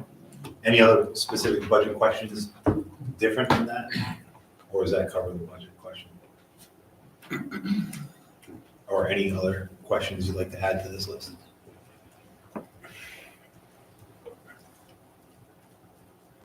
Mr. Chair, it does sound as if there, you might also be sort of working your way towards potentially a question specifically about relationships with the municipalities. And Yeah. it's partly, it is listed in the strong relationships question, but, and again, obviously this is entirely your decision, but it did feel like there was a yeah, Well, that was flagging part of the that concern. budget question, right? It is in terms of address your experience with regional district if applicable. I didn't know if you wanted to hone directly in on that question of the superintendent as part of the relationship builder and sustainer with the municipal side. yeah, like give me examples of how you build relationships with the municipal boards or Sure. municipalities. Yeah, I feel like if there's any bases that are not covered in the questions we have, Tracy, I mean, that first question, fourth question on the list, does include parents, teachers, admin team, the town board members, and the town board members and school committee. Do we want to adjust it, make it stronger? Take it out, make it separate, specific? the town board members meant to be, I think I started writing the town, FinCom, select board, and then I was like, that's too much, so then I I mean, that's the only, throwing capital planning. for that's our, important. yeah, for our community. Do you want to just add those? Sure. So can you word that one, Tracy? It's the 1, 2, 3, fourth question. Parents, teachers, your admin team. Instead of the town board members, maybe town select boards, finance committees, capital committees.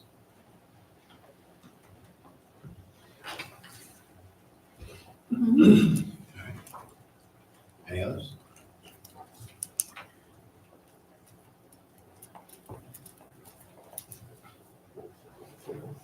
Sounds like we have our questions then. Okay. Another vote, should we vote on these questions? And these will be the only questions we ask. Are we allowed follow-up questions on the fly? Follow up as long as they're within the bounds of the original question, yeah. And the only reason that I say that is because making sure that your interviews are parallel is pretty important in terms of running a process that is equitable. All right, should we vote on this list then? That would be wise. All right, so may I have a motion, please, to approve the 8 questions that we just covered? Tracy, should you read them? Sure, so how will you handle the balance of respecting longtime employees of the district's experience and familiarity with how things have always been done with new ideas, changes, and perspectives? We are currently in the middle of a big shift in this district. Our current interim superintendent has had to do much more than just his superintendent duties. He's trying to make sense of last year's budget and finding things like job descriptions and professional practices that need updating or creating as some don't exist. He typically works well beyond 7 p.m. on weekdays, attends town meetings in both Berlin and Boylston that often run to 9 or 10, and he often spends weekends at the central office. Do you feel you are equipped to continue his work? Would you be able to dedicate as much time to turning our district around so that we can attract a full-time superintendent next year? How would you create an environment where staff felt safe to approach you with problems? How do you build strong relationships with parents, teachers, your admin team, the FinCom, Select Board, and capital committees of the towns, and the school committee? What are your greatest strengths and weaknesses as a leader? Why are you interested in this position and this district? How do you handle conflict situations within the school district? And speak to your skills in budget process, your skills and experience in budget process. Please address your experience with regional district budgets if applicable. Do we have a question about principals? That's the motion. Is that moved? I asked for that motion. So Lori, is there a second? Lisa? Okay, Jess, what were you saying? Should we have a question specifically about principals? No, Suggestion. I just missed it. Should there be a question about principals? I mean, you're asking them to, are you asking about specific principals or what are you asking? No, in terms of like, yeah, How do you management support? styles, how do you support, what supports have you put in place for previous? for your direct reports, because it's not just principals, it would be That's true, like Yeah. director. all of the yes, people that yes. report into that position. I mean, the question we have on there does cover admin. Right, how do It you build covers strong teachers, relationships with parents, admin teachers, team. but it doesn't talk about support or, I mean, building strong relationships, I would assume includes support.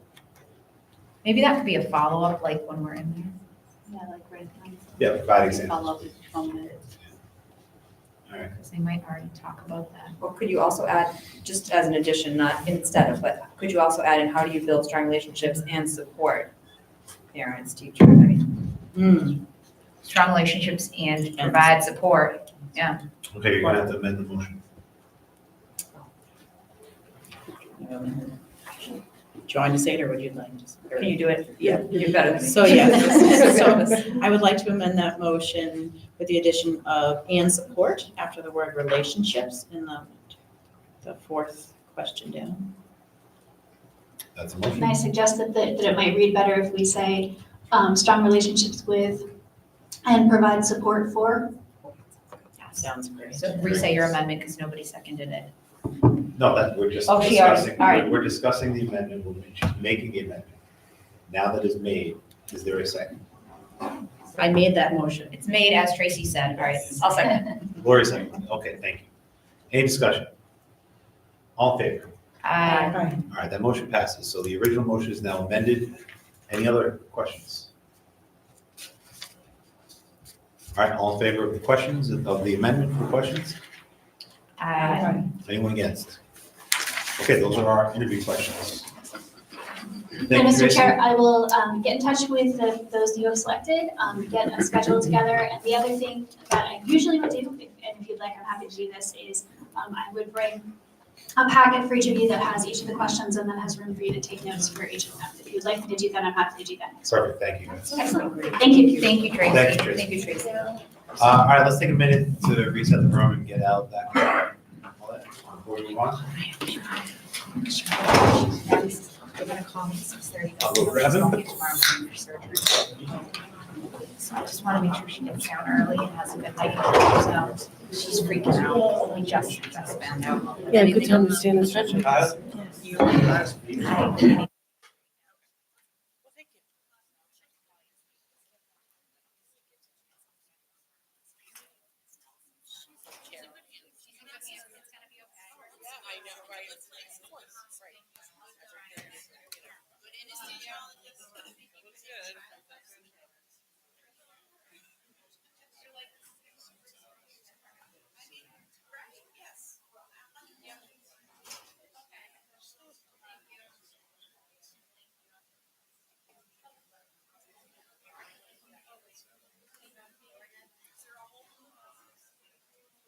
Hi. There is a hole in the floor, but do you have one? She's been put in cold. Can you unplug?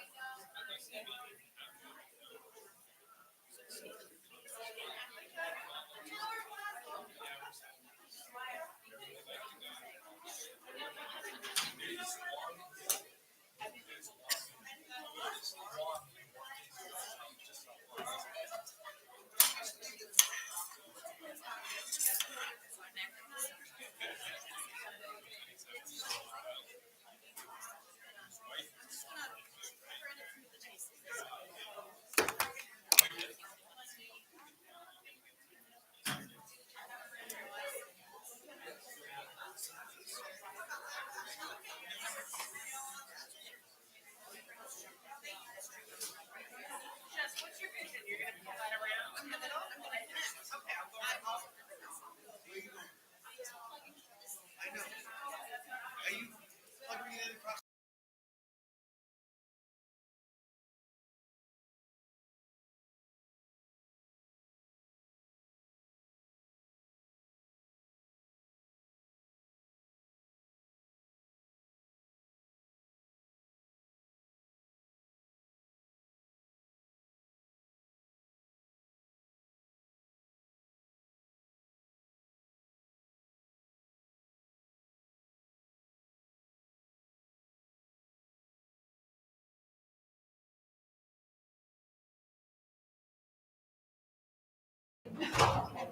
Yeah.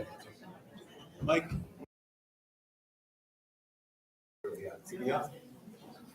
All right, thanks, everybody. That's just a quick minute to reset the room, get Al back in here.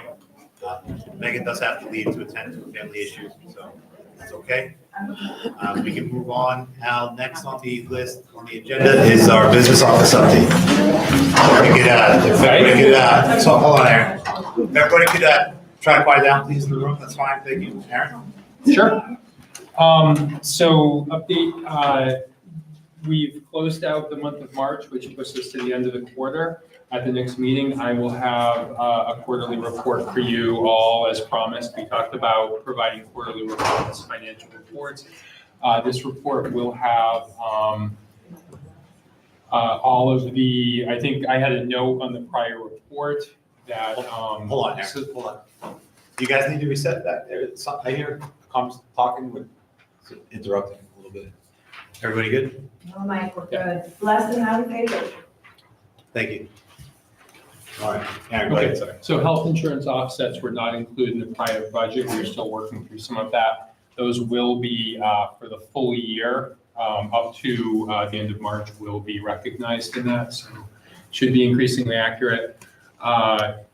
You know, I think as I shared, the district did not seem to have encumbered payroll. So that's kind of still an ongoing challenge, but you can kind of forecast we'll be 3/4 through the year on our sort of 12-month staff, and our teachers will be, you know, shy of summer payrolls through. So we can sort of try to interpolate for you a little bit on that.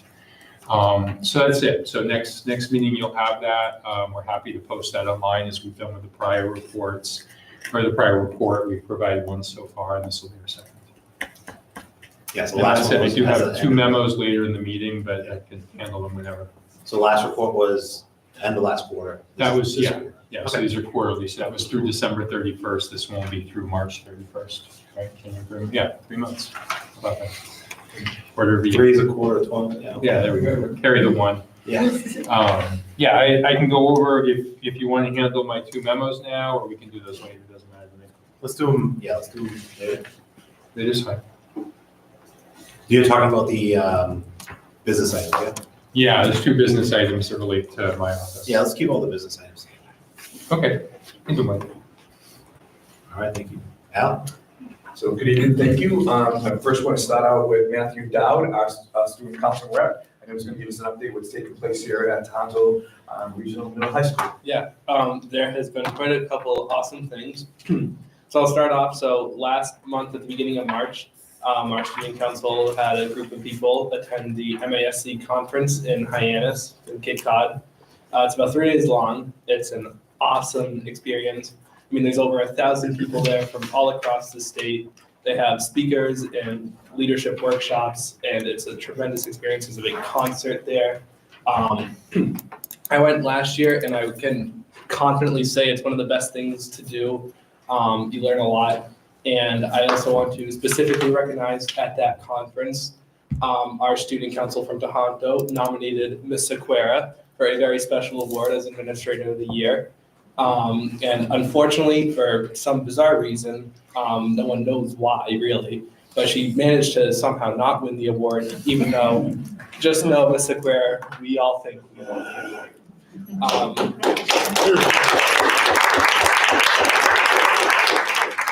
And I'm just gonna read a little quote from a very wonderful letter written about Ms. Sequeira that, quote, "There is no one more courageous, more giving, more understanding and uplifting. She has truly left those forever footprints on the soul of this school." So Ms. Sequeira, thank you very much from the Student Council for all that you do. Beyond that, we started our spring sports season. So we have baseball, softball, track, and lacrosse, I believe we do with Hudson High School as a co-op. So looking forward to some good seasons and a lot of good games there. Upcoming events, we've got, our student council is running a Family Feud event, which is always hilarious and a lot of fun. We got 2 teams of teachers who compete against each other. The surveys were sent out to students to answer Family Feud questions. And it is an experience that's next Tuesday at 6:30 p.m. in the auditorium. So please come, there'll be snacks and refreshments, and it's a great time. This weekend, our drama club is hosting their school play. It's Beetlejuice Jr. Friday at 6 p.m. And then Saturday, there's 2 shows, 2 p.m. and 6 p.m. So please come out and support the drama club. They've been working hard. I think they actually might even be there as of recently today, working late to put together an awesome show. It's going to be great. So yeah, that's all I have there. Nice job, Matthew. Thank you. Yep, thanks, Ben. Just how eloquent of a speaker he is, right? For being a junior in Tohoto to speak that well. Thanks, Matthew. Represent us well. So the next thing on the agenda is talking about our FY26 calendar of professional learning. I know that you have an electronic version of it. Does anyone need a hard copy of it right now? I do hand some copies up, just thinking that people might need a copy of it as well. Anyone else? Yep. So we're really trying to get 25, 26 calendar done. We're actually working on 26, 27 as well. We feel like it's real important to get this to families and approve it. You've seen it a couple times. A couple things we just want to talk to you about, and there were some conversations last time, is that April 3rd day. Right now, we have that scheduled as a day off. We talked about before for Good Friday. It's a religious holiday. We checked the amount of teachers that take that day off anyways. So right now, we tentatively have that as a day off. If we were to reinstate that day and have school taking place that day, the last day of school would be on June 15th. So right now, it's scheduled for June 16th. If we bring back Good Friday and have that as a school day, then we'll revert back to the last day of school of June 15th. So I first want to talk to you guys about that and see how you felt about that day, whether we want to keep that a day off or change that day. How many years of data did you look back? Because I know there was one Good Friday that landed on the Friday before April vacation, so we didn't feel it truly reflected accurate data. Yeah, so yes, so we looked over a couple of years and we've talked to principals and there are quite a few teachers that did take that time off and we needed subs for that as well too. I don't know how far back we looked, but I can look a little further if you need us So to. it was definitely during Carol's time, so it was only in the last. Maybe 3 year or years, two. I think, was when we had, Was there, do you have the numbers? If you don't mind? I don't, I can get those specific numbers if you wanted to for us. And again, it's more importantly, if we want to have that as a day off, as a religious holiday, or we want to be able to have kids in school at that time. And I know we heard from principals last time, them saying as well, I can get you the exact number for the next time if you want, but just that we want to have that as a day off. I mean, I had concerns because one religious day for one religion is concerning, you know, and even speaking as a Christian. But, and then also is the concern of then the last day of school as well. Yep. There's less buffer to Juneteenth, and with snow days, it just seems odd to throw a random, well, not a random, but not a secular holiday in there.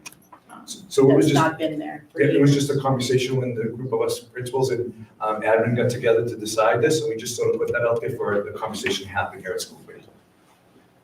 May I ask the principals again?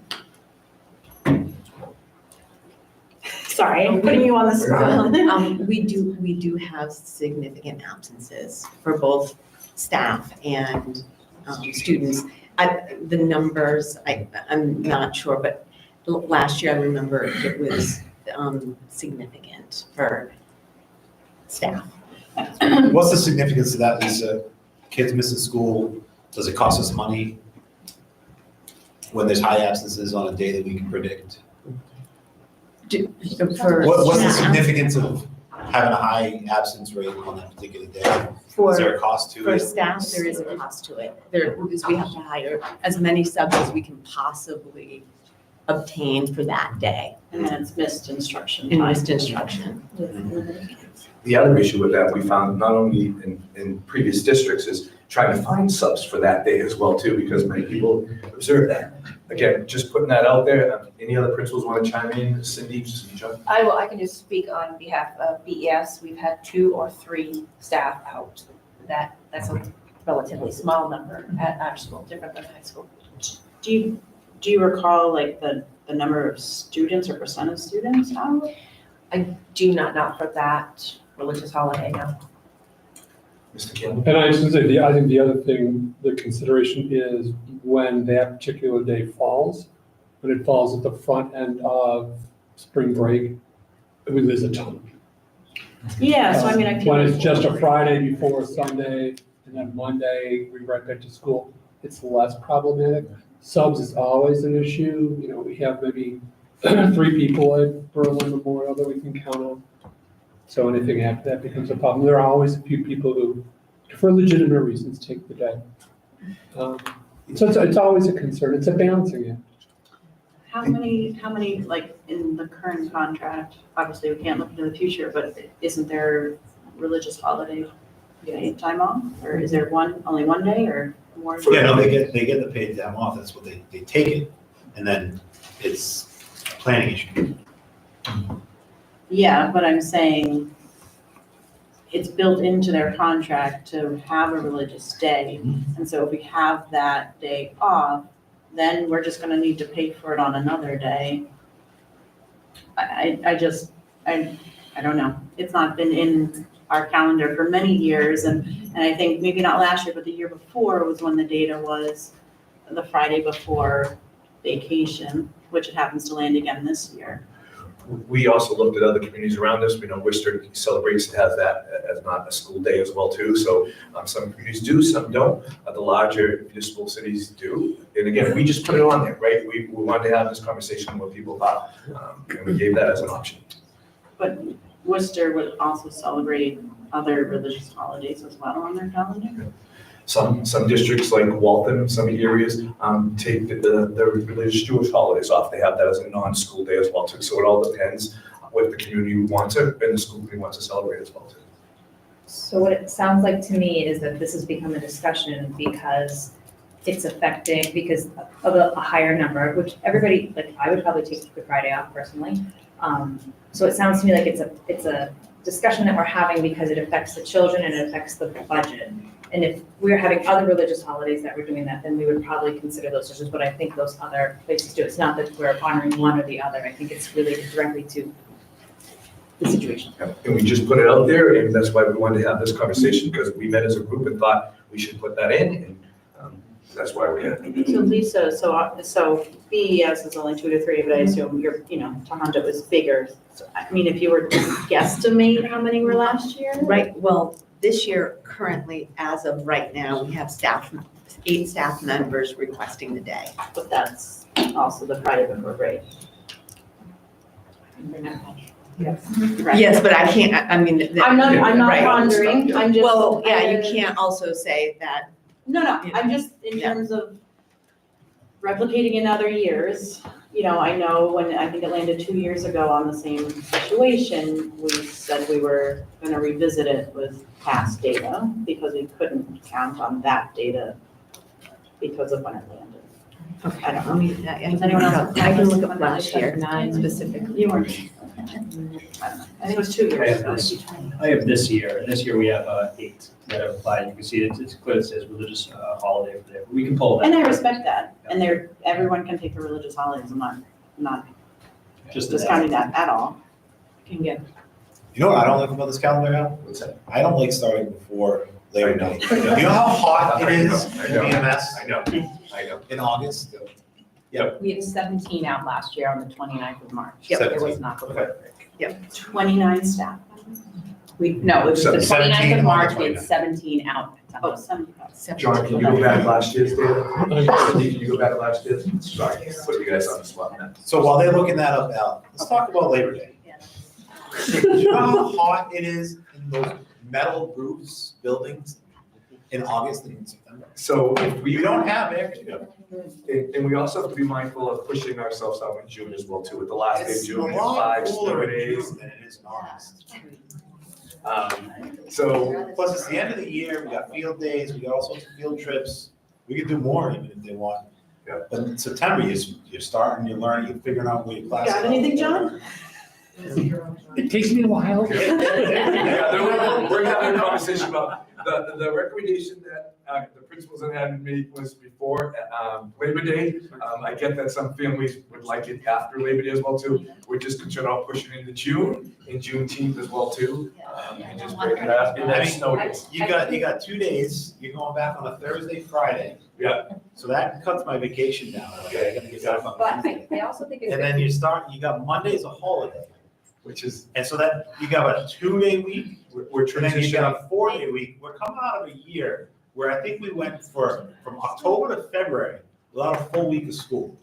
And now we're starting off 2 days and 4 days. It's easier to ease the kids in. I mean, That's for right. And elementary school, teachers, yes. and I teachers, like we're all, teachers, we're all. and parents too, getting up and. The 5 days, we did that, was a one lot. of the And past then- years, it was and then awful. it's a All the meltdown. kids were dead, There's all a the meltdown. teachers. Yeah. And they slept like babies at night. It was great.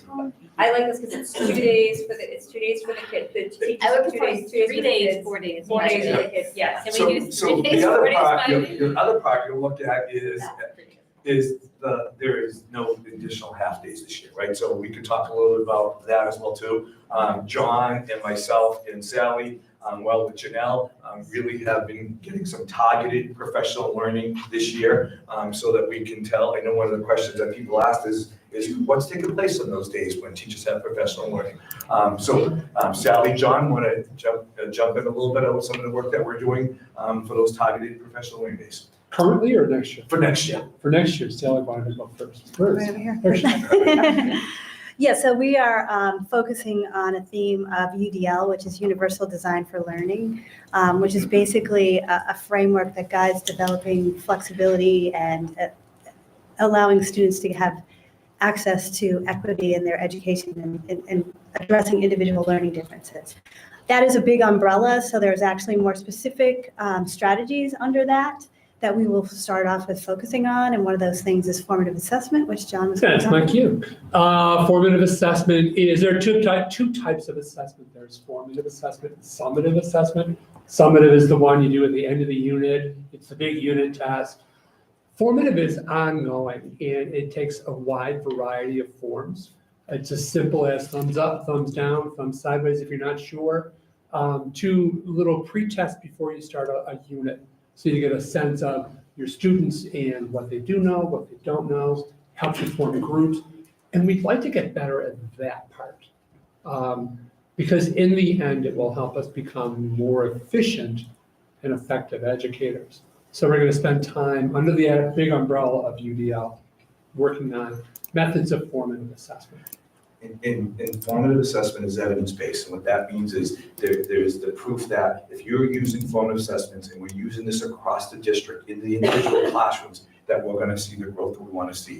And we're not only just targeting, we're doing the formative assessment in math. Like, what does that look like? What does the assessments, what are the check-ins that we're doing with our students that our teachers are going to learn how to? It's as simple as John said, thumbs up, thumbs down, but also what type of assessment we're giving, just a dipstick, check in with our kids to see if they understand. If our kids aren't understanding a certain component in math, then our teachers will learn to target that. And they're already doing it. Please don't misunderstand. Teachers are doing that right now in our schools, but we really want to be able to get some data that we can use to say we're showing growth here. This is if we apply the scientific, evidence-based formative assessment, we will see growth in our students. And that's the work we're going to be doing across this entire district. So that's why the professional learning we have targeted on those days will be really geared towards that.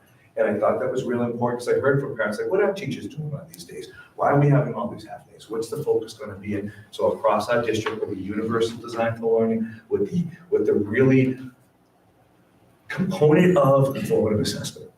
So that's what we'll be doing. So we also want to talk a little bit about this calendar is we're in the process of negotiations as people are aware. We're asking for an additional professional learning day that won't affect parents, won't affect children's calendar, but would affect our staff calendar. And that's why we're really being specific that this is a calendar for our students and for our families, also a calendar for our teachers, but we're looking for an additional professional learning day through negotiations, and we either add that on at the beginning of the school year or at the last day of school, one of those two things. And again, we're in negotiations right now with that as well too, but it won't impact the student calendar as well. So is that why the 25th of August is held open? Historically speaking, we've started school on a Wednesday. Yeah, that's exactly. Or, I mean, on a Tuesday. Wednesday. Yep, that's exactly why that, to Mike's pleasure, we'll be starting the kids even earlier, and we'll be back in, teacher will be back in on the 25th as first day, or it would be also on the last day, which would be moving it down to June 25th. And all that information is on the back as well too. We put school days along, all that information. We just really feel like it's already April. We need to get this calendar approved so parents and families can do their planning and plan their vacations during the February and April breaks when we have them. But we think it's important to get this approved. We're already working on 26, 27, so we have 2 years done, so we don't always have to play. We're trying to get it done before we. Also in past years, I mean, I think there's been some of the stuff for teachers prior week. Is that, I think that's true? That's all laid out in the weeks of that week, the week of August 25th. Yeah, no, I'm just saying, historically speaking, Not last year then, but I feel like it was the prior week as well. I don't know. Like new staff orientation. Yeah, oh, maybe that's what it Yeah. was. All that will be taking place before even school opens up for everybody else. So this is our calendar, this is the professional learning days. We heard loud and clear from families and school committee about that, the multiple half days, which just as a reminder, tomorrow is a professional learning day as well too, there's a half day as well. We also knew how difficult it was for the childcare and the after school that we were working on. It worked out okay, but there were a lot of hurdles that we had to get through for that, staffing that, nursing staffing with that as well. So that's where we felt it would be more important to have targeted full days of professional learning. When we talk about the half days as well too, by the time students leave, teachers have lunches, we're really down to only a couple of hours, and we really want to be able to make it more lengthy a period of time that teachers can have conversation. Never mind travel time that we talked about as well too, from teachers moving from either Boylston to Berlin as well. So we're really trying to be very targeted professional learning this year and a targeted calendar.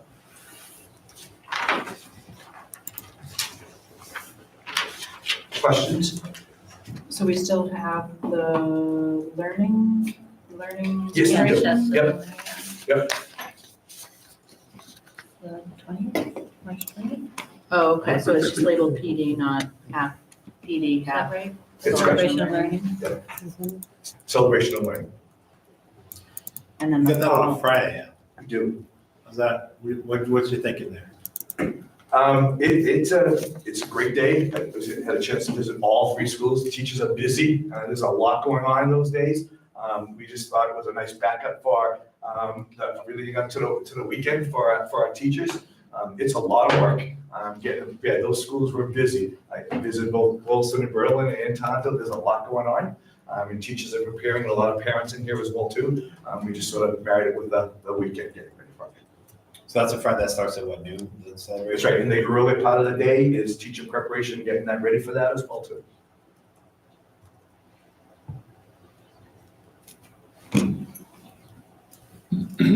And again, we just really want to get some calendar out to our families so they can start looking at this and making their plans. If we don't like doing this, we need to make a revision on a calendar, we certainly can do that. That's what I'm sort of going to recommend for that Good Friday, if you want some more data or information, but we at least want to get something out to our families and get it on our website. Okay. John, did you find any data from last year or for those? Two. Two? I feel like the 17 at Tohoto really speaks. Yeah, yeah, no, for sure. Yeah. And the amount of students that are out as well too. Right. Again, it's certainly an option, that's why we put it out there. That'd be really nice. Okay? If whatever shakes out in negotiations, I know the end of the year is not preferred, but if it doesn't land on the 25th for that extra PD day, could we consider later on moving that up a day? Because that, obviously there's no camps or anything, so that's time. Although not a PD day, it is time that parents will have to take off for find care. You can start school on the Wednesday, the first Yeah. in-person day. Mm-hmm. That would be my preference also and have the last day on a Monday. I'm nervous of that Tuesday to Sure. the holiday. Yep. Understood. That would be my goal, but I'm not gonna hold him. Hal, why would we want to leave the last day of school on a Thursday or Friday so that we're not bleeding over a weekend and just to have another day of school, like one day? Yeah, we just really know, we live in New England, that we're probably gonna have some snow days in there, so we're sort of, This year? so we're hoping that we don't have that many with our budget in plowing, but we figured as much that that's probably gonna happen. But if you happen to look in the back page, right, we're being really, the amount of days that each one of them have and the amount of each calendar, each month, totaling up to that 180 for students and 185 for teachers. Did we have one snow day this year or two? I think we just had, Just one? I think we just had one, but we had a couple are delays. Yep, which is always a fun decision.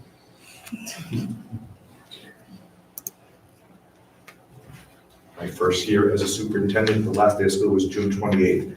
Made some bad calls that first year, so we're much more careful of making the calls. Yeah, absolutely, June 28th. Yep. Any other questions on that? Okay, I mean, outside of those changes, nothing was significantly changed from the last version. from last year or? No, the last version of this from the last. That's right. No. We mean. I mean, the PD day was stuck in on the 10th of November. I feel like that's new from this version. And by the way, we were really careful about those days. We wanted to have those professional learning days with our teachers, but also to make sure there was some consistency, that not having those half days, breaking up the instruction. But also we knew it was tough for parents as well too, having them on different days. So we were trying to be careful about that as well. Yeah. So we put a lot, it's not an easy task putting a calendar together. Just know that. And I thank all our principals and directors that helped us do this. Okay, next on the agenda is principal search at Boylston Elementary. So again, I know Mrs. Sykes and Mike, I want to wish Cindy the best of luck in her new position. We had a chance to talk for a long time today.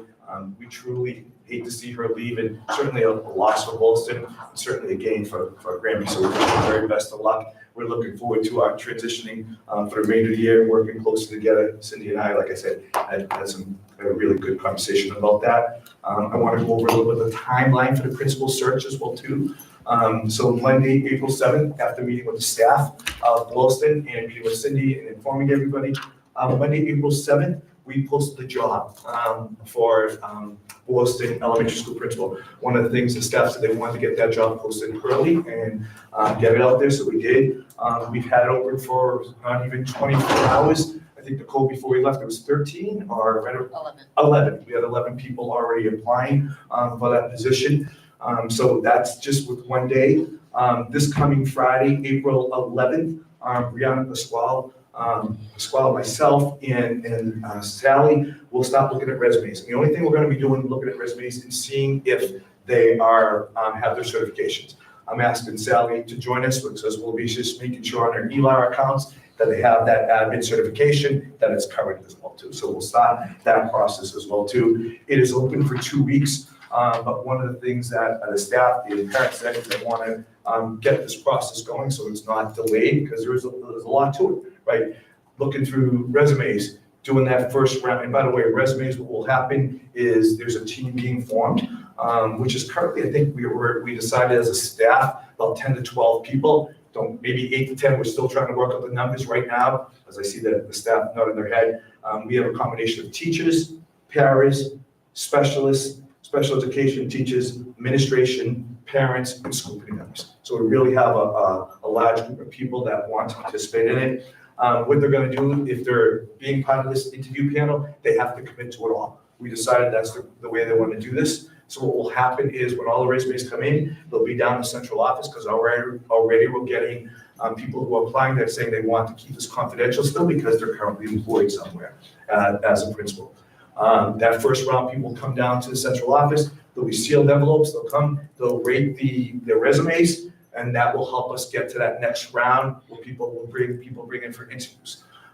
We'll start that process along with the process of getting them out to our communities, getting a chance to meet with parents. All of that will be taking place the week of April 14th. We're hoping that the interviewing panel, like I said, will come to central office. They'll look through those applications and start that process, so we can do the next round of starting some interviews as well too. The hard part for us is wanting that many people on an interview panel. We got to calendar all those people. Never mind along with people who are candidates to get in here as well too. So that's going to be strategic. Most of it will take place probably most likely after school as well too. We'll continue to keep you updated on the process, but we wanted to know where we're at least at this time. Anyone else have any questions about that as well? I will continue to keep you updated. We decided as a staff they want complete information all the time. Brianna will be sort of our point person. I think Brianna and I already talked 3 times today. I'm feeding her information. She is then giving that information to the staff, and that's the way we'll keep everyone informed. I'll keep school committee members informed as well too. Next on the schedule is Toronto Regional Middle High School graduation. It's going to be here before we know it. For a school committee in our community, it is scheduled for June 1st, 2025 at 2:00 p.m. We'll talk a little bit more about graduation, what it looks like for all of us, for our chair, as well as our school committee members on the day of that graduation. We're hoping everyone can make it. As you know, when our students are walking across the stage, It's just not the work that's taking place at the middle and high school. It's the work from everybody in this room, right? All of our principal, all of our teachers, when they first started out preschool, all the way up to graduating across. I really think when a student walks across the stage, it's the pinnacle of the work that we're doing in Berlin-Boylston Regional School District, right? Always should take pride in that day it's happening. So we'll talk more as that coming closer, but I want to make sure you at least have that on the calendar. We're really looking to do some special things and recognizing the work that this committee has also done, right? The decisions that you guys make every single week or every single month when we're coming together, it impacts the budget, everything we're talking about helps those kids walk across that stage and graduate. So we want to make sure that's a special day for us. And that's my report to the school committee from the superintendent. Oh, sorry, one last thing, I got to apologize. May 7th, we're updating the calendar as we speak. Someone brought it to our attention today. Is it updated online? So May 7th will be a full day of school. Remember, it was originally scheduled for a half a day of school. We took a half a day when our team made the Super Bowl and won the championship. I know it was a tough decision. It was like a snow day call, but we called a half day there. We decided on that May 7th that was scheduled for a half day. We made it a full day. It's updated on our calendar. We'll be sending more information out as well too. But May 7th will be a full day of school, making up for that Friday, December 6th that we had a half day. Great. Thanks, Al. Great, thank you.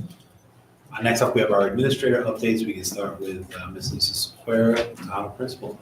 Thank you. Good evening, everyone, and thank you for the opportunity to share Tohoto highlights.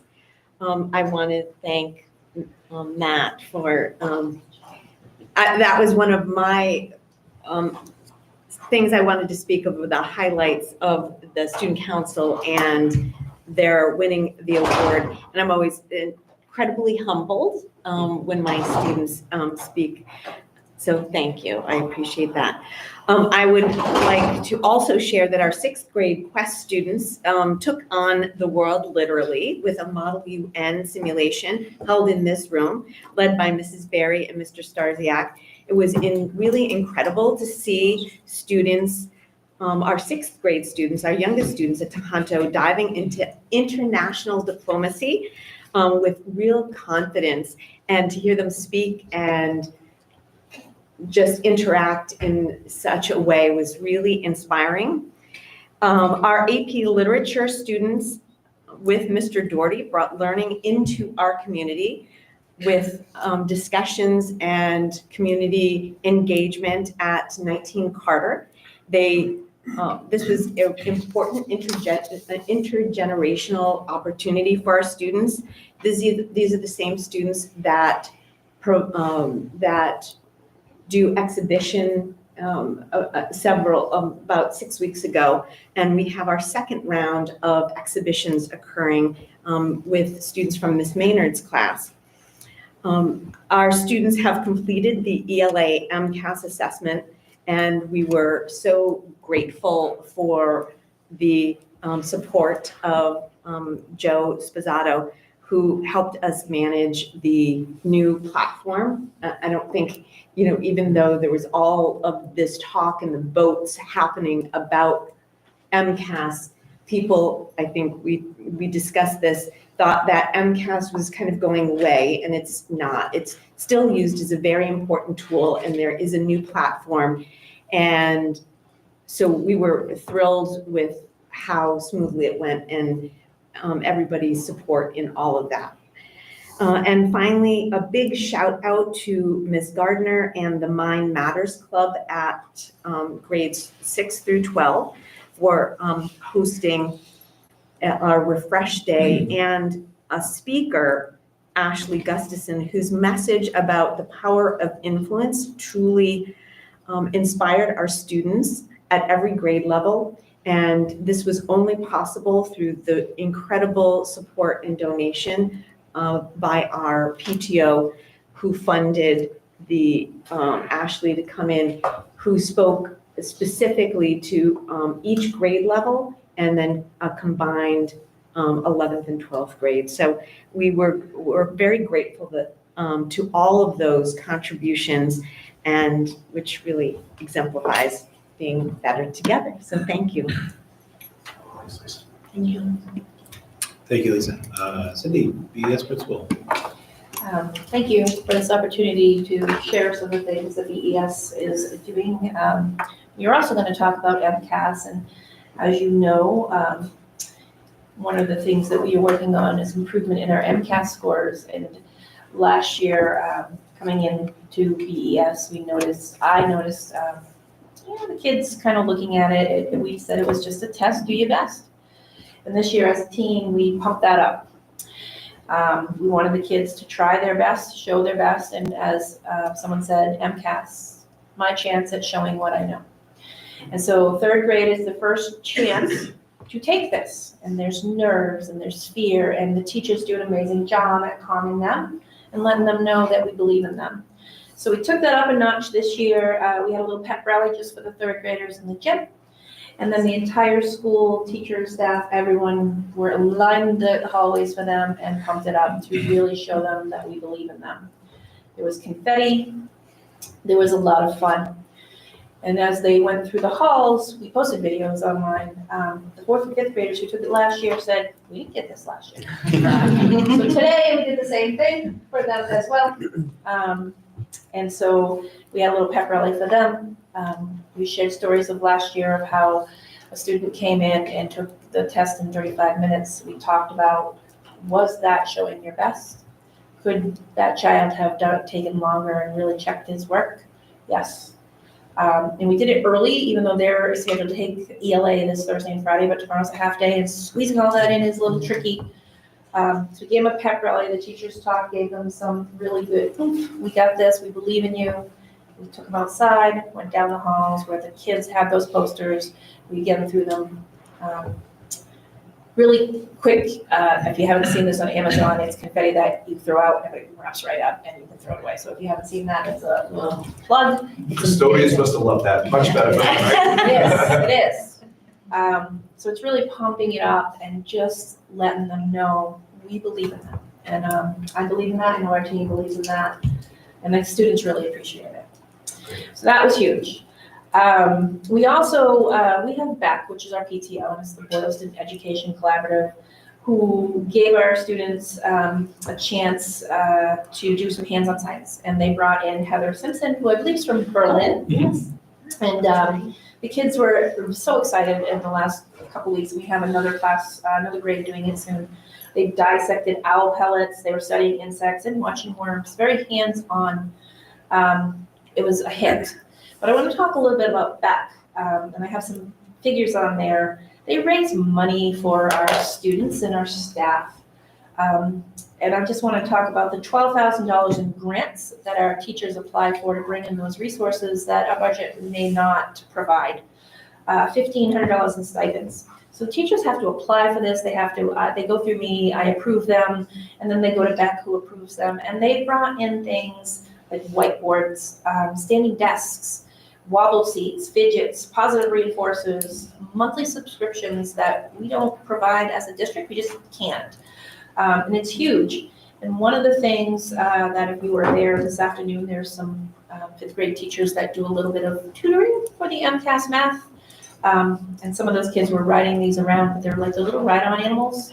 These animals are $1,200 a piece, and we have two at that school that are a lot of fun. If you need a little stress reliever as an adult, you can ride them around. But students have to earn something to get them. And this math group after school, there's a little bit of enrichment and there's a little bit of extra support.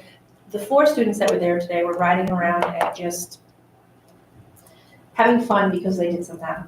But BEC provides that, and it's just amazing that they do this. So I just want to send that out. Megan is a big part of that. BEC, she had to leave, but just a thank you for our team for what they do. So thank you. Thank you, Cindy. VMS Principal John. Hi, good evening. Thanks for the opportunity. I'll try to be brief. We're doing MCAS too. Go figure. Today was the first day of ELA. We're fortunate in Berlin to be able to do all grades all on the same day. Joe showed up for us too, much to my surprise. Just kind of appeared to be helpful and support us through that new platform. So that was much appreciated. And that went very smoothly. There were no real issues, technology or student-wise. Kids did their best. They always do. And we count on them to continue that effort. A couple other things happening at school, just real quick.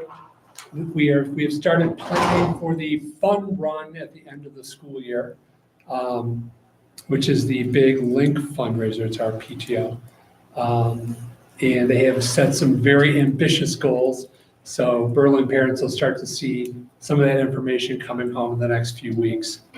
It's really their single biggest fundraiser, that between that and the book fair. It's kind of how they fund all of the things that they do for Berlin Memorial students. And then just the other thing real quick, so the committee's aware, planning for Nature's Classroom for this year's 5th grade goes on, and we are looking forward to that. As well as the, I think it's the 5th annual Connects Challenge for our 5th graders, which is coming up in May. So those are all really exciting things. It just, real quick, if I could just one last thing, to Al's point about it, everybody is involved in graduation. It has been my delight the last few years to come, and Mr. Queer is always good about saving me a seat. These seniors are my 1st graders from when I started. So it's really exciting to see how, I don't recognize any of them because they're all giants now. But it's really good to see that. It means a lot, you know, as staff to kind of see where they end up. And so I'm looking forward to that. That's it. Thank you, Joe. Thanks, John. Okay, Interim Director of Technology, Joe Spadao. So just to piggyback on what the principals were saying, MCAS is underway. The kids, as well as the faculty and staff, are doing a great job adapting to the new platform and all the little hiccups that we've had along the way as we get comfortable with it and learn the nuances of it. It's a little different than it was last year and in years past, especially on the Proctor side. So I just want to commend them for everything that they're doing and how calm and supportive they've been for our students while they're taking this assessment. Next thing is we're doing some technology cleanup as far as disposing of some old and outdated technology that's no longer serviceable. So we have a company that the district's used in the past. We'll be reaching out to them to donate this to them so they can go through it and provide it to anybody else that may need parts and pieces or anything like that. So that's taking place. If you want to see this equipment that we're getting rid of, I did provide a list, but it's up in room 219 in the back of the classroom. That's kind of been an eyesore for Mr. Wheeler, so I'd like to get it out of his classroom so he can have more usable space in there. We have made some updates to the website. The Tohoto website is now live. The new updated website is active. It's been perused and piloted over the last couple of weeks where we've been collecting feedback and making minor adjustments to some things that have been there and that were missing. We've put them back on. And I do ask that as you take a look at the website, if there's something that was there that's now missing or you can't find it anymore, please reach out to me. We're making these adjustments as we update the rest of the district's websites. We want to make sure that the ease of use is still there and that information that you've always had access to before, you can still access and find. In addition to that, one of the requests of the school committee was had tasked me with finding a way to make the public more connected to the information that they're providing out there. So, and one of the topics was like RSS feeds. Our current website provider doesn't allow for specific RSS feeds. And without using third-party vendors or anything like that, I was able to work with them. And what we did was actually on the school committee agenda page, at the bottom of the agenda page, we actually created a calendar that the public can subscribe to. This calendar is updated hourly. So if you subscribe to the calendar, you can follow it on your own Google Calendar or anything like that, or you can subscribe to it and add in your email so you can get email updates. You can even go a step further and get text updates. So if you subscribe to this calendar, you can follow along. And then Nicole and I have been working to, as we put stuff on the calendar or we post agendas, we'll update this and we will actually connect the posted agendas to the actual calendar link. So it's going to be there moving forward. So you basically sign up and get alerts when there's an agenda posted. You can sign up and get alerts, or you can actually subscribe to the calendar and automatically have it populate to you. So if I look at this right here and click RSS, it's going to allow me a few options to follow. So whether it's subscribing to the calendar or subscribing for alerts. So it's one or the other. So you can do that. Other than that, that is all I have for updates for you now.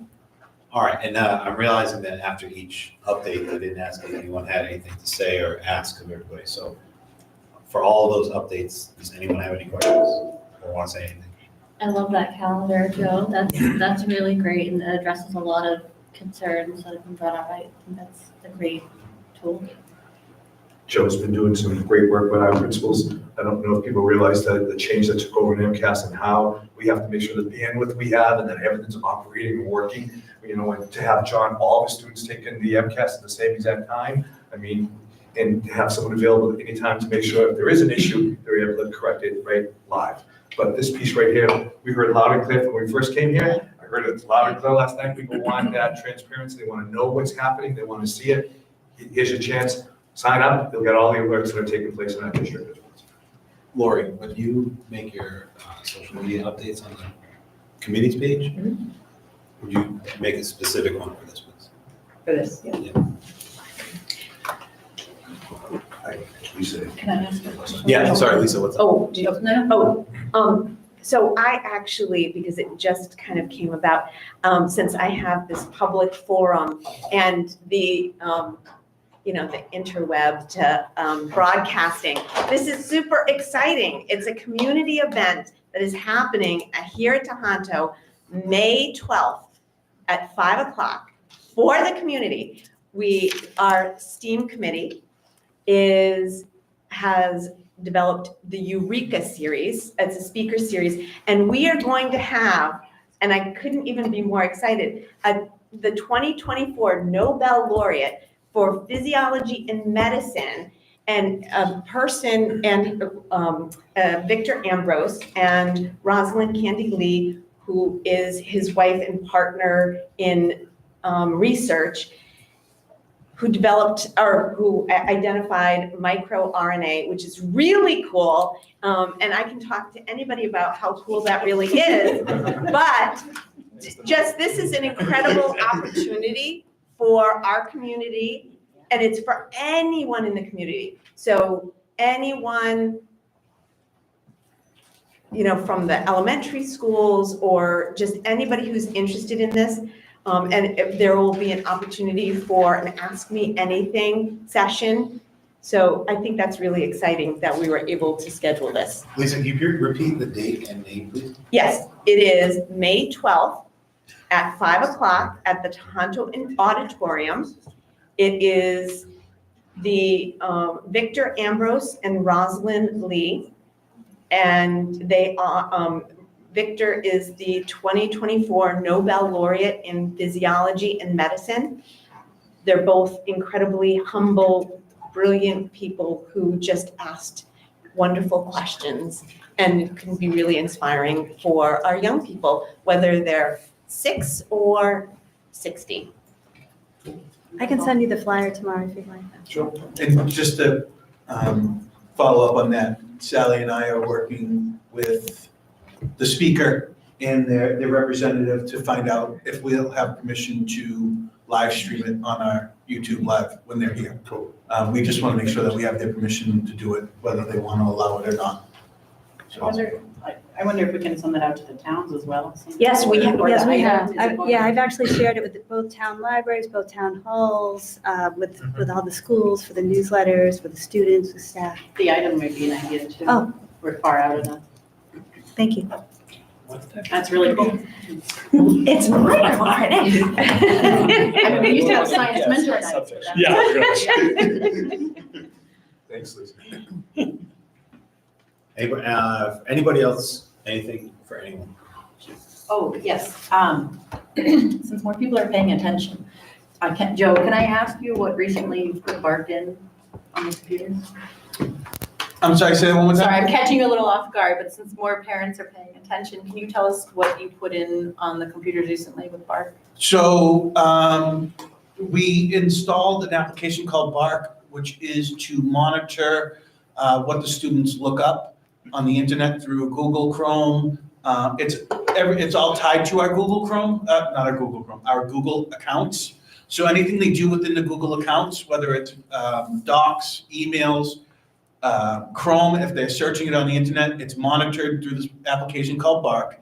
And if it flags anything under bullying, medical concerns, depression, violence, and it even goes even further than that. So if it flags any of those, there are certain members in each school that will receive a email, depending upon the severity of the concern or the flag. Otherwise, those individuals, the admin or counselors or adjustment counselors have access to log into Bark, and they can review anything that may have been alerted, and that will bring them or cause attention. And that acts to block some websites as well? No, Bark does not block websites. It's monitoring what the students are doing. So as far as blocking websites, we use our Google Admin Console, where we can specifically lock down individual websites that we know.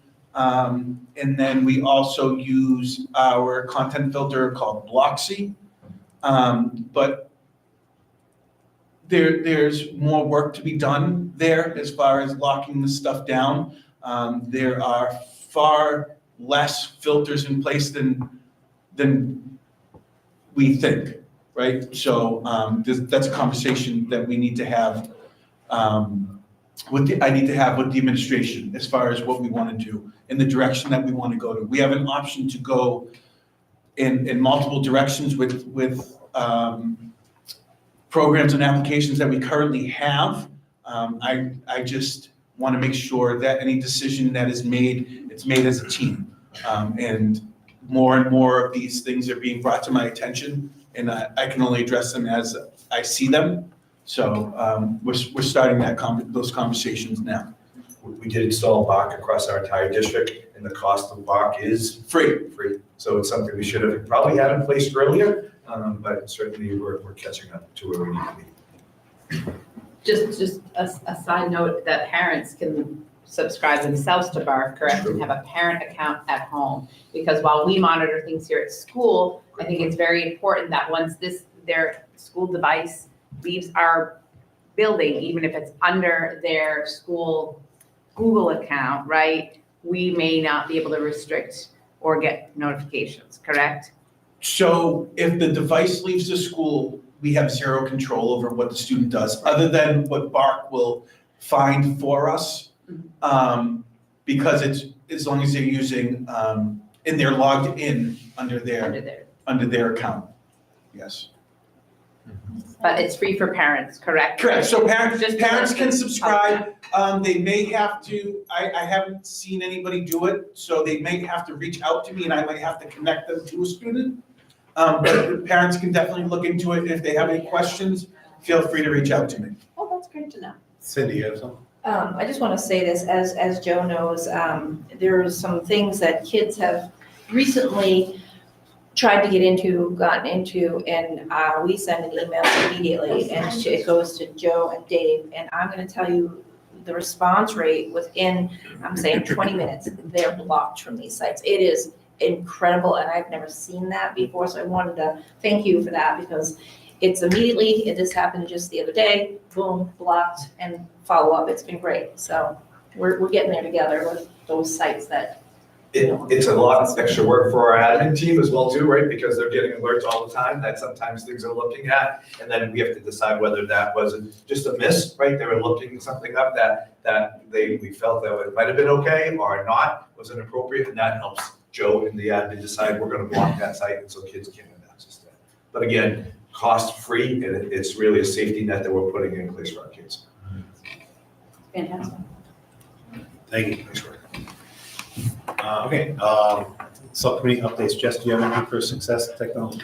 I do. Sorry, let me just open up the right thing here. So we kind of had to delay a meeting, but we'll be talking about the cell phone free lunch day at Refresh Day at Tohoto. Also, there was a cybersecurity event at Boylston BES that parents, kind of grassroots, asked that to happen, and Cindy did that with the Boylston Police. And so there were also BS parent requests also to regarding the Attorney General's cell phone and social media in schools toolkit, which is something that we have to look at as a committee. And so, and then also to look at the virtual cyber safety and bullying parent presentation on April 16th at 6 p.m. To look on that and see where to go from there. There were a lot of people signing up for that with the district attorney's office. And are we gonna be able to record that? Because that's like during like sports and stuff too. Sure, I'll talk to Joe about that with the district If they're attorney's office, okay. absolutely, Yeah. yep. Yeah. And then also with recent events, I didn't know which committee, possibly research on a survey to the parent level, the staff level, the district level. That's obviously something that we have to talk about as a committee. I did reach out to, independent website business people, schoolworks.org. I'm actually able to talk with her for a few minutes before this evening's meeting. And so they have different levels of different reviews that we can think about. But a holistic review, I think, would be above any ability to be in our budget. But there's smaller organizational cultural surveys that she was going to forward information about to me to pass on to the committee as well. Along the same lines, just Mike was asking about that today, so Erin and I are looking into different companies that are out there that can do sort of an independent audit for our teachers, our principals, our school committee, our parents, our students as well too. So that's part of that as well too, so we'll get some information for you. So. Jess, you said the holistic is beyond what our budget could handle, but do you have a ballpark range on anything? Yeah, so schoolworks.com apparently works a lot of time with huge districts. So like Springfield will hire them, or Providence, Rhode Island had hired them. And it's through the Department of Education. So right now they actually have a bid through DESE to do their district reviews for them. But for a holistic review, which includes every level, so like you said, parents, staff, district, school committee, Students, yeah. what trends and patterns. They have 10 different indicators that they look at. They come in and look at the curriculum, HR procedures, finances, decisions, how money is invested within the district. And so to do a holistic review of all those things I just mentioned, it's $100,000 to $120,000, which would not be something would be coming out of our budget at this time. To do a smaller portion called a program review, which I don't think is exactly what parents are looking for, would be $60,000. When I said, okay, thank you for that guesstimate, she said that she would forward companies that do more organizational cultural surveys, which I think is also what people are looking for. It's the well-being, or what's working well, what's not working, leadership, satisfaction, day-to-day business, and if leaving, why, if staying, why. And I think that kind of really encompasses what we need to know to go forward. Schoolworks is the premier that's out there that a lot of bigger districts use. The one thing that's really good about that company is they protect the information they're getting, right? So it's not being dispersed out, or someone can buy that information from them as well too. For even like the HR piece, looking for employments and along that, that's something we're paying close attention to. Janelle and I experience every single time we post a job that we're getting, within minutes, we're getting companies, private companies emailing us and saying, we have the people for you. So protecting that information is important, but SchoolWorks is one of the premier. What was the price again? I'm sorry. I couldn't hear what John's calling. 100 to 100. Oh, now he's laughing. $100 to $120,000 for a holistic review. And is it per our size population?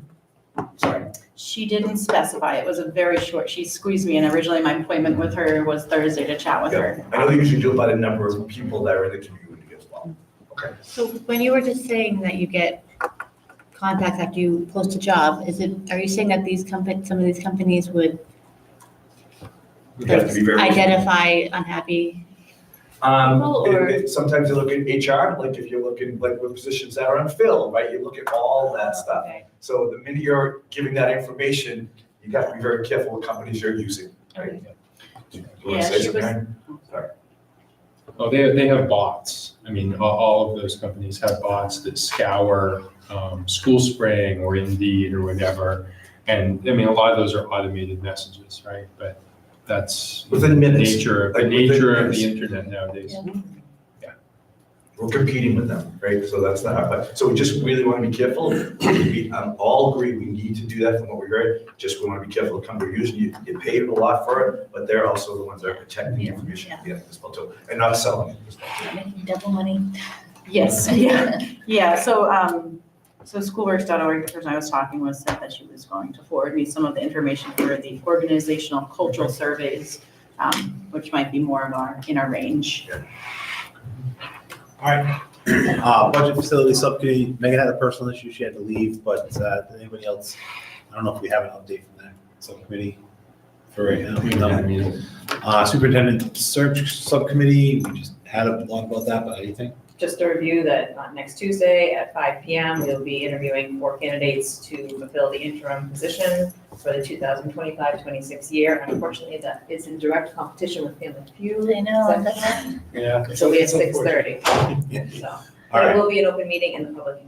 No update from the policy subcommittee either. So that brings us to our business items.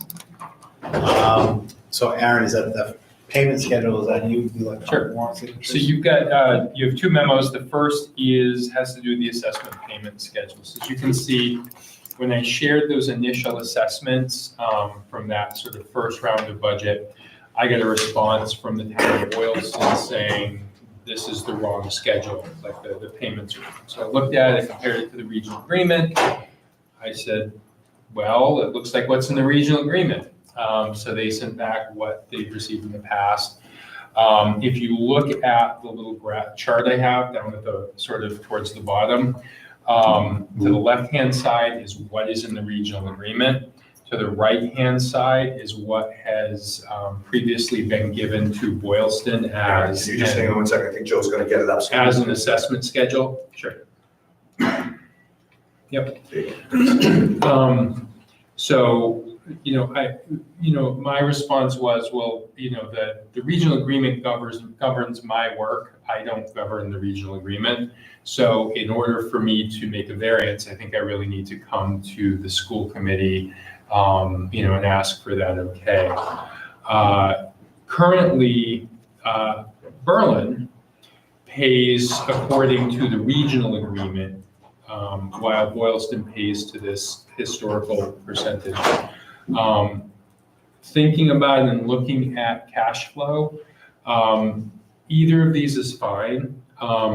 Obviously, you can see the historical Boylston lags a month and starts at a lower percentage, so it builds up. This is apparently a cash flow issue for Boylston in terms of their tax receipts, but it also means we get less money up front. Now, realistically, are we doing all of our capital projects day one and starting them and paying vendors by August 1st? No, we're probably starting them in the summer. There's probably, we're probably getting invoices and doing work throughout the year. Do we have money in the bank that can fund this? Yes. So at least for this year, it certainly doesn't present either an operational or a cash flow issue. I don't know if I could say the same in future years. So I'd want to, and I think it also, puts the impetus on towns and us to review that regional agreement. If this regional agreement doesn't work, let's have these conversations. So I would be completely comfortable adjusting this payment schedule for 2026, and then see where things go. If we're looking at other things in the regional agreement, maybe we can have a conversation with the towns about what this would look like to cover their cash flow, but also preserve our cash flow. Right, that's important to us, that our cash flow isn't impacted by this. From an operational perspective, the operational side of things, Boylston is paying in accordance with that percentage. There isn't a separate percentage in the regional agreement for operations and capital.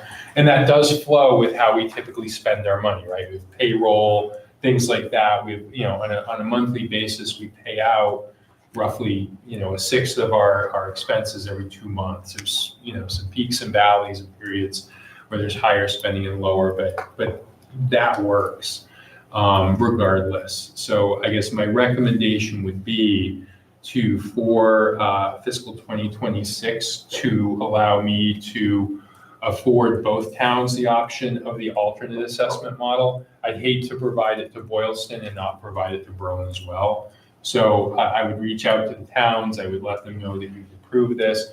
I'm assuming Boylston would want to go with their historical method, but Berlin may want to take us up on that as well, depending on their cash flow. Yeah, and the only question I would have is that Berlin question. I mean, we had earlier this year, Berlin had, late tax bills going out. Mm-hmm. They came to us because they had potential need to push out their assessment payment date. It didn't end up happening, but we told them at the time, like, we're probably okay with that, but we got to talk to Boylston first. So Yeah. have you actually talked to Berlin yet? I have talked to both Berlin and Boylston, town administrators and treasurers. They're both amenable to either of this. So there's no sort of dispute between the towns. Again, it started with Boylston, and I wanted to narrow down things with them, but we opened up the conversation to Berlin as well. Did you do that by phone or by email? By email. I have an email trail. Because I was gonna say, I wouldn't want to do anything if we. Yeah. Do you have that available to us to look at? I have an email, yeah, I can. I don't want to do anything to affect Berlin's payments, given this current situation. Right. So you're giving them a Without- choice, right? You're giving them a choice, but their preference I'm giving is- both towns a choice. Yes. That's what I'm requesting. So Berlin could choose. I wouldn't want to give it just to Boylston, right? We want to be fair and equitable. So if Berlin says, no, we'd love to pay the regional agreement model, fine by me. If it's easier for them to have even payments, if they'd rather go with the alternative method, that's fine as well. Again, I think particularly this year, from a cash flow basis, that's doable. I just don't want to speak for future years. And this just goes back to the work we're trying to do at the central office, right? And trying to make sure that we're getting things in order, right? And these are the things that we're finding that aren't, and it's part of our regional agreement. So we want to make sure we're sticking as much as we can to that regional agreement, because that's the governing information that we're following. Yeah. But as we're finding these things that might be a little different, we'll bring them to the attention of school committee and obviously the towns as well too. So we're hearing a lot about the prior discussion. Oh, well, they let us do this in the past. Well, again, the regional agreement governs me. I don't govern the regional agreement. So I really feel uncomfortable saying I'm going to just, in my own discretion, make this decision. And that's why we bring it to school committee, so you're aware of it and making decisions and vote on this. You can vote as well too, guys. All right, may I have a motion, please, to authorize the Director of Finance and Operations to allow the member towns of Berlin and Boylston the option to utilize the capital assessment payment schedule provided for in the regional agreement or the alternative schedule that has been historically provided to the town of Boylston for the FY26 fiscal year. So moved. Jess, Second. Lisa, thank you. Any questions, discussion? So this is just for fiscal year 26. We'll have to address this the next time. I think it's a plan for over the summer to take a look at the whole agreement and make some suggestions. Because that has to go to amend it. It's going to be approved by the committee first, then it has to go to town meetings to be approved. In both town meetings that we've gone to, said to us, we would like to revisit the regional agreement, and that's work that we would like to do during the summer. That probably wouldn't, that wouldn't be till May, correct? Because Boylston doesn't have an October meeting with Vernon. Only this year. I heard talk of it. Okay, historically speaking, that didn't happen. Yeah, Sure. We could look I at don't this know for sure, I'm again. not speaking for the select. Right. We could look at this again next year. I'm not taking off the table that we might Yes. consider this again next Do on a year. year-by-year I'm basis. just saying, I'd like to do it year to year and commit to year to year rather than saying we're just gonna do this forever. Yeah, fair. Because it doesn't follow the regional agreement, and we should have a document that matches what we do. Anybody else? Sure. Thanks, Aaron. All in favor? Aye. Anyone against it? Okay, the motion passes. So. Next to the warrant signature. Yep, so my second memo speaks to, we are doing a lot more electronically. A lot of the contracts we sign, the agreements we sign are electronic.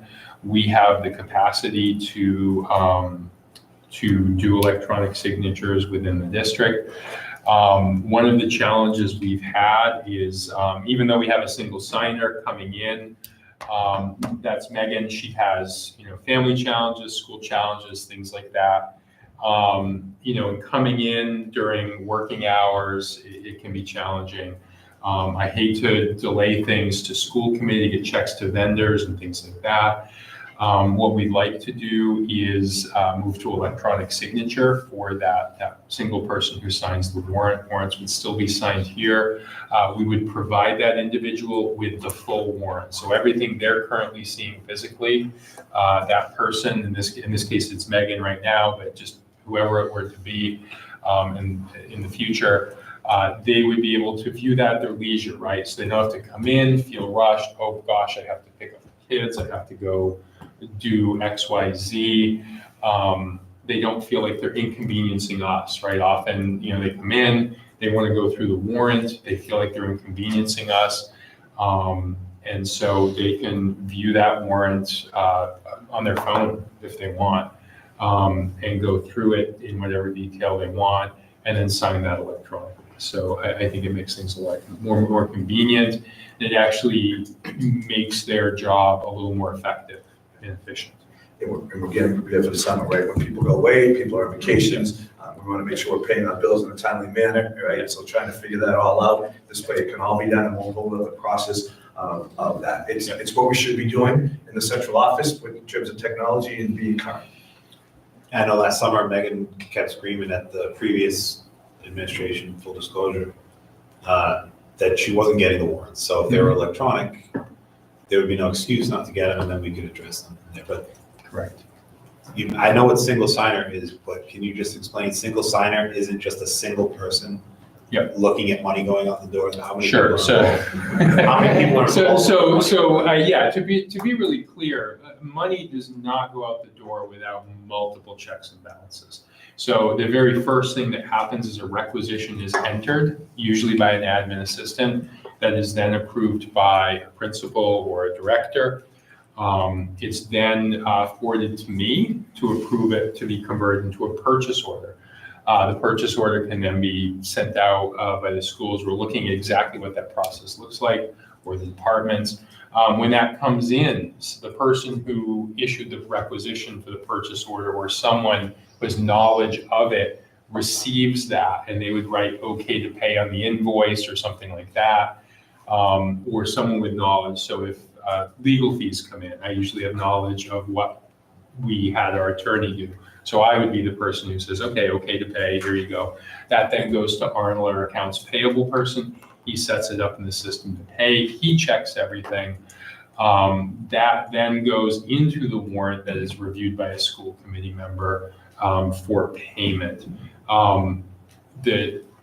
In some cases, you would have the whole committee approve the warrant prior to sending checks out. The real challenge is you can already see kind of how long that process is. And we really would like to be able to make sure we're paying our vendors net 30, right? By the time that purchase order is issued, we've made the commitment. That purchase order is a commitment to buy something. So even if the school committee member said, I'm uncomfortable with this, we need to have a conversation. We can't, unless there was a real reason not to pay that vendor. We really would want to be paying the vendor. So I think it's a little, having the single signer makes it more efficient. It allows a single person to allow us to just send the checks out. The school committee can still review things and come to me and say, hey, I have questions about this expense. What was it for? Why did we make it? But a lot of those checks and balances are really in place. Not much money, no money goes out the door without sort of multiple people reviewing that.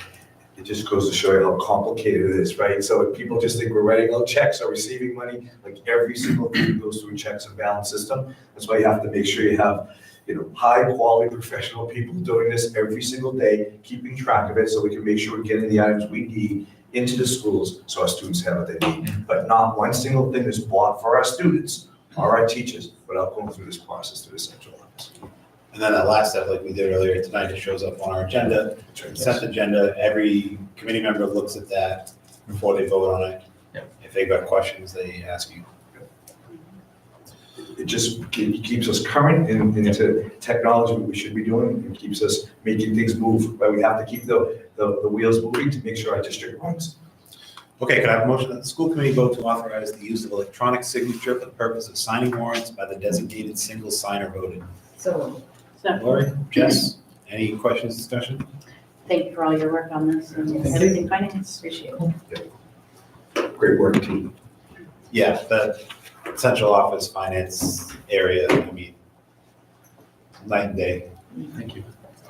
Like you said, at the last school committee. Plugging away every day.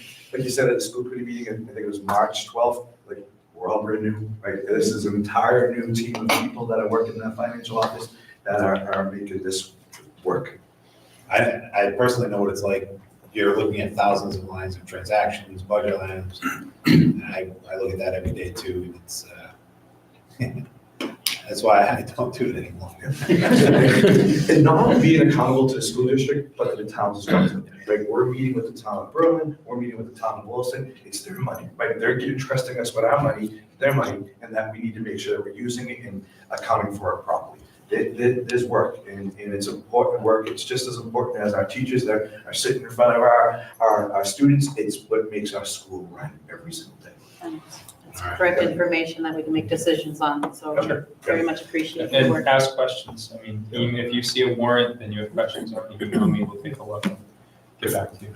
All in favor? Aye. Anyone against? Thank you, Eric. That motion Thank you. passes. It's work. Next up, the council, okay, approval, may I have a motion please to approve the FY 26 calendar as presented tonight? So, Lori, second. Lisa, all right, discussion, questions?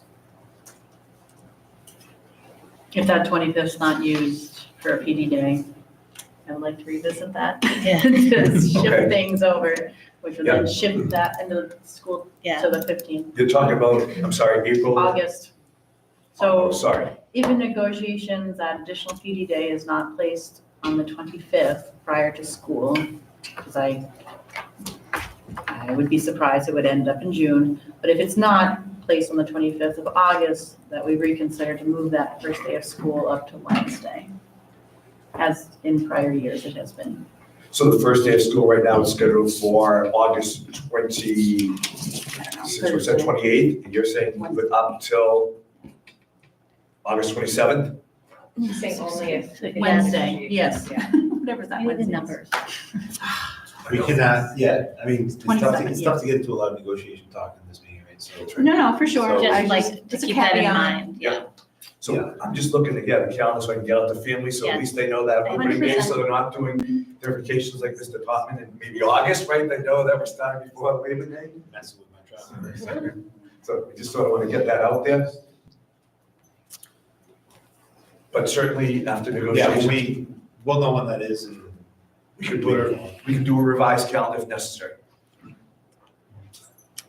any other questions about it? Am I the only one that wants to change it till Labor Day? Yes. All right. All right. You and maybe John Campbell. Listen, you get the ACs over there, it's a different story. That's fine by me, fine, I'm going. All in favor? Aye. Anyone against? So Joe, I'm gonna ask you if you get that on our website for tomorrow, first thing, I'll get out there. I'll have it up tonight. Thank you. Where do you want it? Let's put it on the district website, and then can we put it on all individual sites as well too? I can. Great, perfect. Thank That you. May 7th full day might, I don't know, for this year. So we changed the Updated. calendar, so you're talking about this year now again, so we put the new calendar out there. We're gonna send out communications like we do anyways, but we'll, It's updated, it has the date on it for Just this in year. terms of like, oh, as we draw closer, we will. For May 27th of 2025, yes. And we have to also let Nicole let our bus company know that as well too. Because right now when their calendar is scheduled for, I'm just thinking out loud, sorry, we gotta let them know it's a full day. Just note to ourselves. Okay, we next have a field trip presentation. Mr. Bill Whitehead is patiently waiting here. Thank you very much. Enjoyed every minute. No doubt. So I will make this quick. I'm not sure how much the school committee's actually been able to look at the shared drive. Here's just a quick overview, some of the talking points. So I want to propose a club, the Tonto World's Travelers, we can change the name. But essentially, we had a few years ago, we were able to start getting, whoever wants one, take one. Sure. If you want one, I'll make one. A few years ago, we started getting some really cool trips, international trips going into Tonto, stopped kind of because of COVID. So I was trying to think of a way to get it going again. Some trips are done through classes, and I thought of this, this club, the Tonto World Explorers Club. Essentially, it ends with a big trip. I want buy-in from the kids, so I didn't want to just have a trip and kids just go on it, that they need to learn about the country. So the idea would be each year there's a specific country or region, and we have weekly meetings learning about this country or region, culminating in a trip probably around April break. So I thought, what is a bucket list place for me and what's Tonto never done, and arrived at Japan. So this proposal is for the club and the trip for April break of 2026. So some of the big questions right away. Everyone's like, yeah, Japan, great, how much? So the cost, I'm working with a rep from ACIS.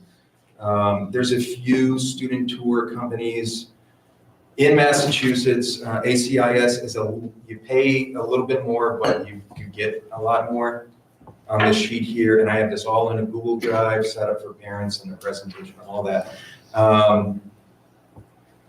You get, for 15 paid travelers, it would be a private tour. You stay in better quality hotels. You stay closer to the destinations you'd be going to. For this Japan trip, we would be going to Tokyo, the Mount Fuji area, Nagoya, Kyoto, and Osaka. Osaka is Star Wars. Surprising. Bill's Go ahead. Live long and prosper. So anyway. Star Trek. Days next month. Right. We'll eventually get into space with this trip. So, Osaka. Anyway, that price includes obviously the flights, 24-hour tour manager, a separate tour guide in Tokyo. It does include tip. Generally on these trips, part of the collection is going towards a tip for any drivers. They set up public transportation. And then I have listed entrance or tickets to, everything listed here, you would be paying some kind of admission fee. There's also some shrines and temples that are free, but I'm just listing the ones that you'd be paying for. The 6109, that's a year out. So the club itself would be doing group fundraising, one to cover the cost of buses to and from Logan. That's the only thing we have to set up. And then anything after that would be group fundraising to reduce the overall cost of the trip. Then we would be setting up and telling kids, here's how you can fundraise and make this happen. So the question is, can students afford this? The simple answer is no, they cannot afford this right now. But I want buy-in and have them set a goal a year out and work. This would only be open to high schoolers. So current 8th through 11th grade would be able to attend next week the information session about it. Then the next big question usually is security, safety. They have a 24-hour network of people working around the world. In terms of liability, the liability is 100% on ACIS through the insurance they have. Cancellation protection plans, parents can select, I think there's 3 different tiers of cancellation plans, whatever they're comfortable with. People are wondering about, all right, traveling right now politically, how are American, Tom Hyam, the point person at ACIS I've been talking to, I asked him in an email and he said, so far they have not seen anything that had no issues. And generally, any country they've gone to and people they've worked with, they're happy to be seeing students learning about their culture and that they're building bridges. I said, in the weird off chance that come next year, all of a sudden there's a travel ban or whatever. They said we can either find another comparable tour or you wouldn't be on the hook for cancellation fees, like if something really extraordinary happened. Next week, so if this is approved tonight, immediately tomorrow, I'm going to be bombarding Toronto, where there's going to be an information night about this. Those who attend and are interested and want to register, I would say immediately start doing any passport work you need to do. In terms of that piece, that parents and the families have to handle on their own. We would have check-in points along the way to make sure people are getting everything together that they need. Communication, every student has a cell phone, so I would be urging them to do the international data for the dates traveling. There's also WhatsApp. ACIS says a lot of people use WhatsApp and GroupMe for communication. It's 1 chaperone for every 6 kids. It's 1 for the first 5 kids. I'm the group leader, then 5 students sign up, and then you would get another chaperone paid for every 6 kids. We can have additional chaperones, but they'd be paying for it. Yeah, I'm trying to give you the streamlined version. And Bill, there's a whole curriculum is going to be based upon this, is correct? Well, that's what the club is. So what I shared in the drive, even though the club's not in a class, I tied into the standards, specifically English and history, the standards that they would be addressing. So it's a little bit of a workaround, but I also want to give as many kids the opportunity as possible. And that's what I'm asking for, the opportunity. And this could fall on its face and no one signs up and they're like, you idiot, what are you doing? But we tried. As a district, we can say we tried, we put it out there and there was no interest. I think you're just asking the school committee for permission to start this endeavor, to see, get information, reach out to families, right? Yep. Reach out to students, have some informational nights. Nothing's finalized yet, you're just trying to start this process. Is that correct? Or are you looking for more than that? Well, what do you mean by nothing's finalized? If we get the approval, yeah, I mean, ACIS would be ready to go. Students could be signing up and they could start signing up as early as, let's pretend it goes through. They go to the information night, there'll be stuff ready for them to register if they want. And then the club would start next year. And then I realized, obviously kids have jobs or sports.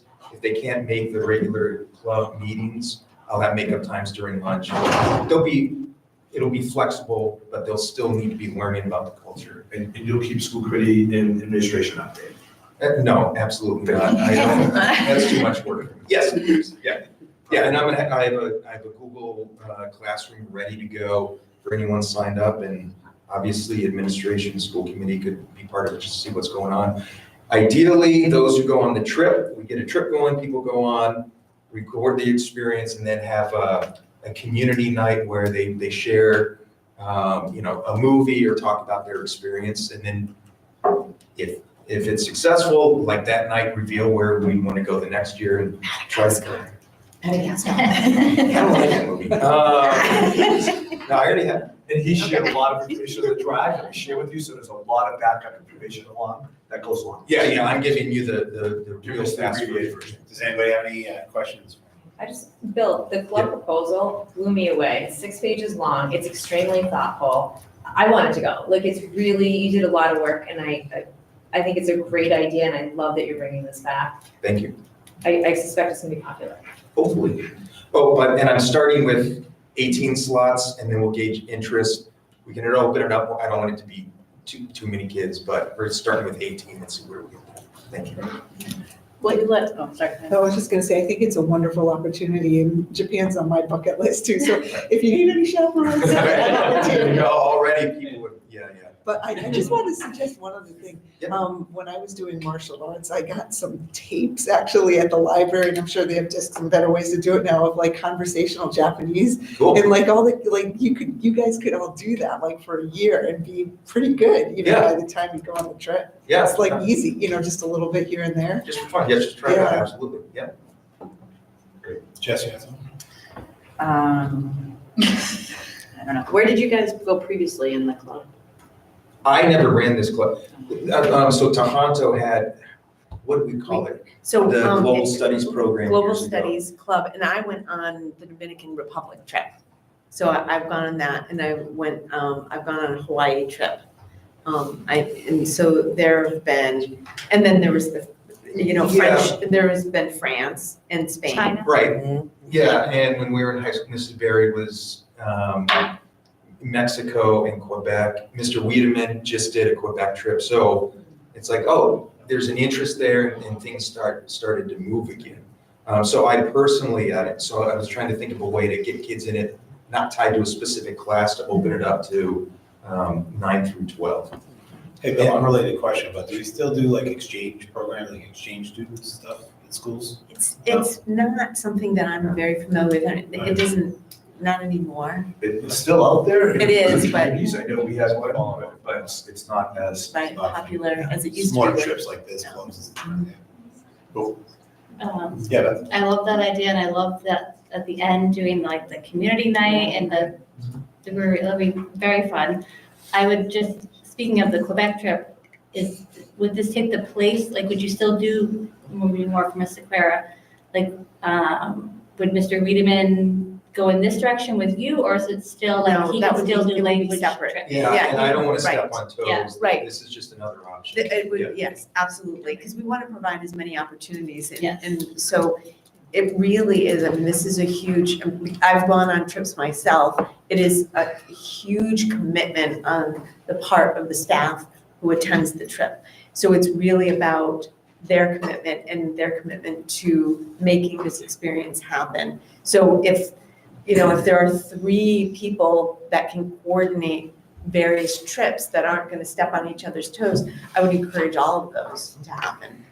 And it gives more options for students. Maybe they're only interested in going to Quebec. To a long weekend or price Right, points and yeah. One other, I neglected, right now it's scheduled for, I believe departure would be, I don't have the date off the top of my head, the Thursday going into break. So that would be one thing for consideration. And one thing with ACIS is their sliding scale is only a day or so based on flights. So it would be a day or two of missed school. I would argue for a good reason, we're going into break. And I would be updating everyone with those details. The other part, this looks great in the kids' resume, right, when they're applying to colleges and universities, right, that they've traveled abroad. There's an option, I'm glad you brought that up. It's almost like we planned it, but we didn't. There's an option to earn credits for teachers and students. If you're a junior or senior, you can, through whatever university online, there's some work involved, but you can earn some college credit doing these trips. I was out just talking to Julie Lee about her children looking at colleges and universities, and that's one of the things they're looking to separate kids apart. What is something different that kids are doing, right? Besides, all the stuff they are doing, but adding this to their resume is absolutely something that will keep them apart or stand apart. Are you open to kids who can't commit to the trip to still participate in the club? Yes, and maybe it's not written here in the other stuff. If you just want to join the club and not do the trip, that's fine. Yeah. It's more if you're doing the trip though, you gotta be part of the club to learn about. Cultural plan. Exactly. Wonderful. All right, so, the more you can do with this stuff, like you said, multiple trips. I do trips and all like this in school, completely changed the way I looked at everything. So whatever you need for support, just let me know. But thank you. We're motioning today to approve the field trip itself and the club, or is it the club and then you work? Yeah, quite honestly, I wouldn't be doing just the club. Like they go hand in hand. Okay. And I'm open to at the end of the year what worked, what didn't, making adjustments and. And as far as fundraisers go, I know school policy is, depending on the type of fundraiser, it may or may not need additional approval from committees, depending on what it is. It's In general, different types. the ones I had the most success with as a class advisor tends to be the car washes, the calendar raffles. Yes, okay. So it would still be the normal forms filled out in-house. If we're gonna revisit this one more time, multiple times, we have to do the official paperwork that says that the school committee will have to sign off because it's a trip that's taking us out of the country and out of the state. So there'll be official paperwork that the school committee will be presenting to you later. Yeah, it's making its way. Definitely. Yeah. All right. So can I have a motion, please, to approve the Tohoto Japan field trip and World Explorers Club? So. Jess? Second. Beth? Any other questions, discussion? All in favor? Aye. Am I as well? Anyone against? Okay, that motion passes. Thank you. Thank you. Great. We have one last business item, approval of the donation from the Mark Fidrick Foundation for Unified Sports. Lisa, yours. Yes, so we received a donation from the Mark Fidrich Foundation, which is an incredibly generous donation to cover the $1,600 stipend for Unified Sports Strength and Training Program. There is a line item that is $1,600 for this coaching position, and they want to see that continue. So they asked me, what I needed, and I said, I think it would be wonderful for you to donate the amount for the stipend. And that's what they did. All right. May I have a motion, please, to approve the donation from the Mark Fidrick Foundation for Unified Sports? So, All right. second. Lisa? Any questions, discussion? The only thing I want to make sure, we have accepting financial donations. We've had some issues in the past. Everything's all set, all good, ready to go, recorded. This is what it's for, everything. And we'll send, we're starting the process of sending thank you notes to people that donate things like this to us from the school committee as well. So we'll generate that through the school and myself and the school committee. And I have done a personal one because they sent it to me. But that I think would be much appreciated to have that. Thank you. Just to be clear, the issues with financial donations are not from this particular donor, but just in general. In general. Okay. Correct. All right. Questions, discussion? All in favor? Aye. Anyone against? All right, I'm an aye as well, so that motion passes. That brings us up to our last two items on the agenda, two different executive sessions. I'm going to cover the second one first, if you don't mind. So executive session 2 was listed. The Berlin-Boylston Regional School Committee is convening an executive session under Purpose 1 to discuss an open meeting law complaint filed by Lindsay Tierney against the Berlin-Boylston Regional School Committee. New information came in since this was out there. That complaint has been rescinded, so there is no need to enter into that executive session. We approved our consent agenda earlier tonight. That included minutes from several meetings that have taken place over the past. Open meeting law does require us to approve minutes of a meeting and to have minutes of a meeting. Open meeting law does not necessarily require just a general posting of those minutes, although we do post them on our website. It requires only that they be made available when requested and that they do get approved in a timely manner, and the state regulations laws to define that as within the public body's next 3 consecutive meetings or 30 days, whichever is later.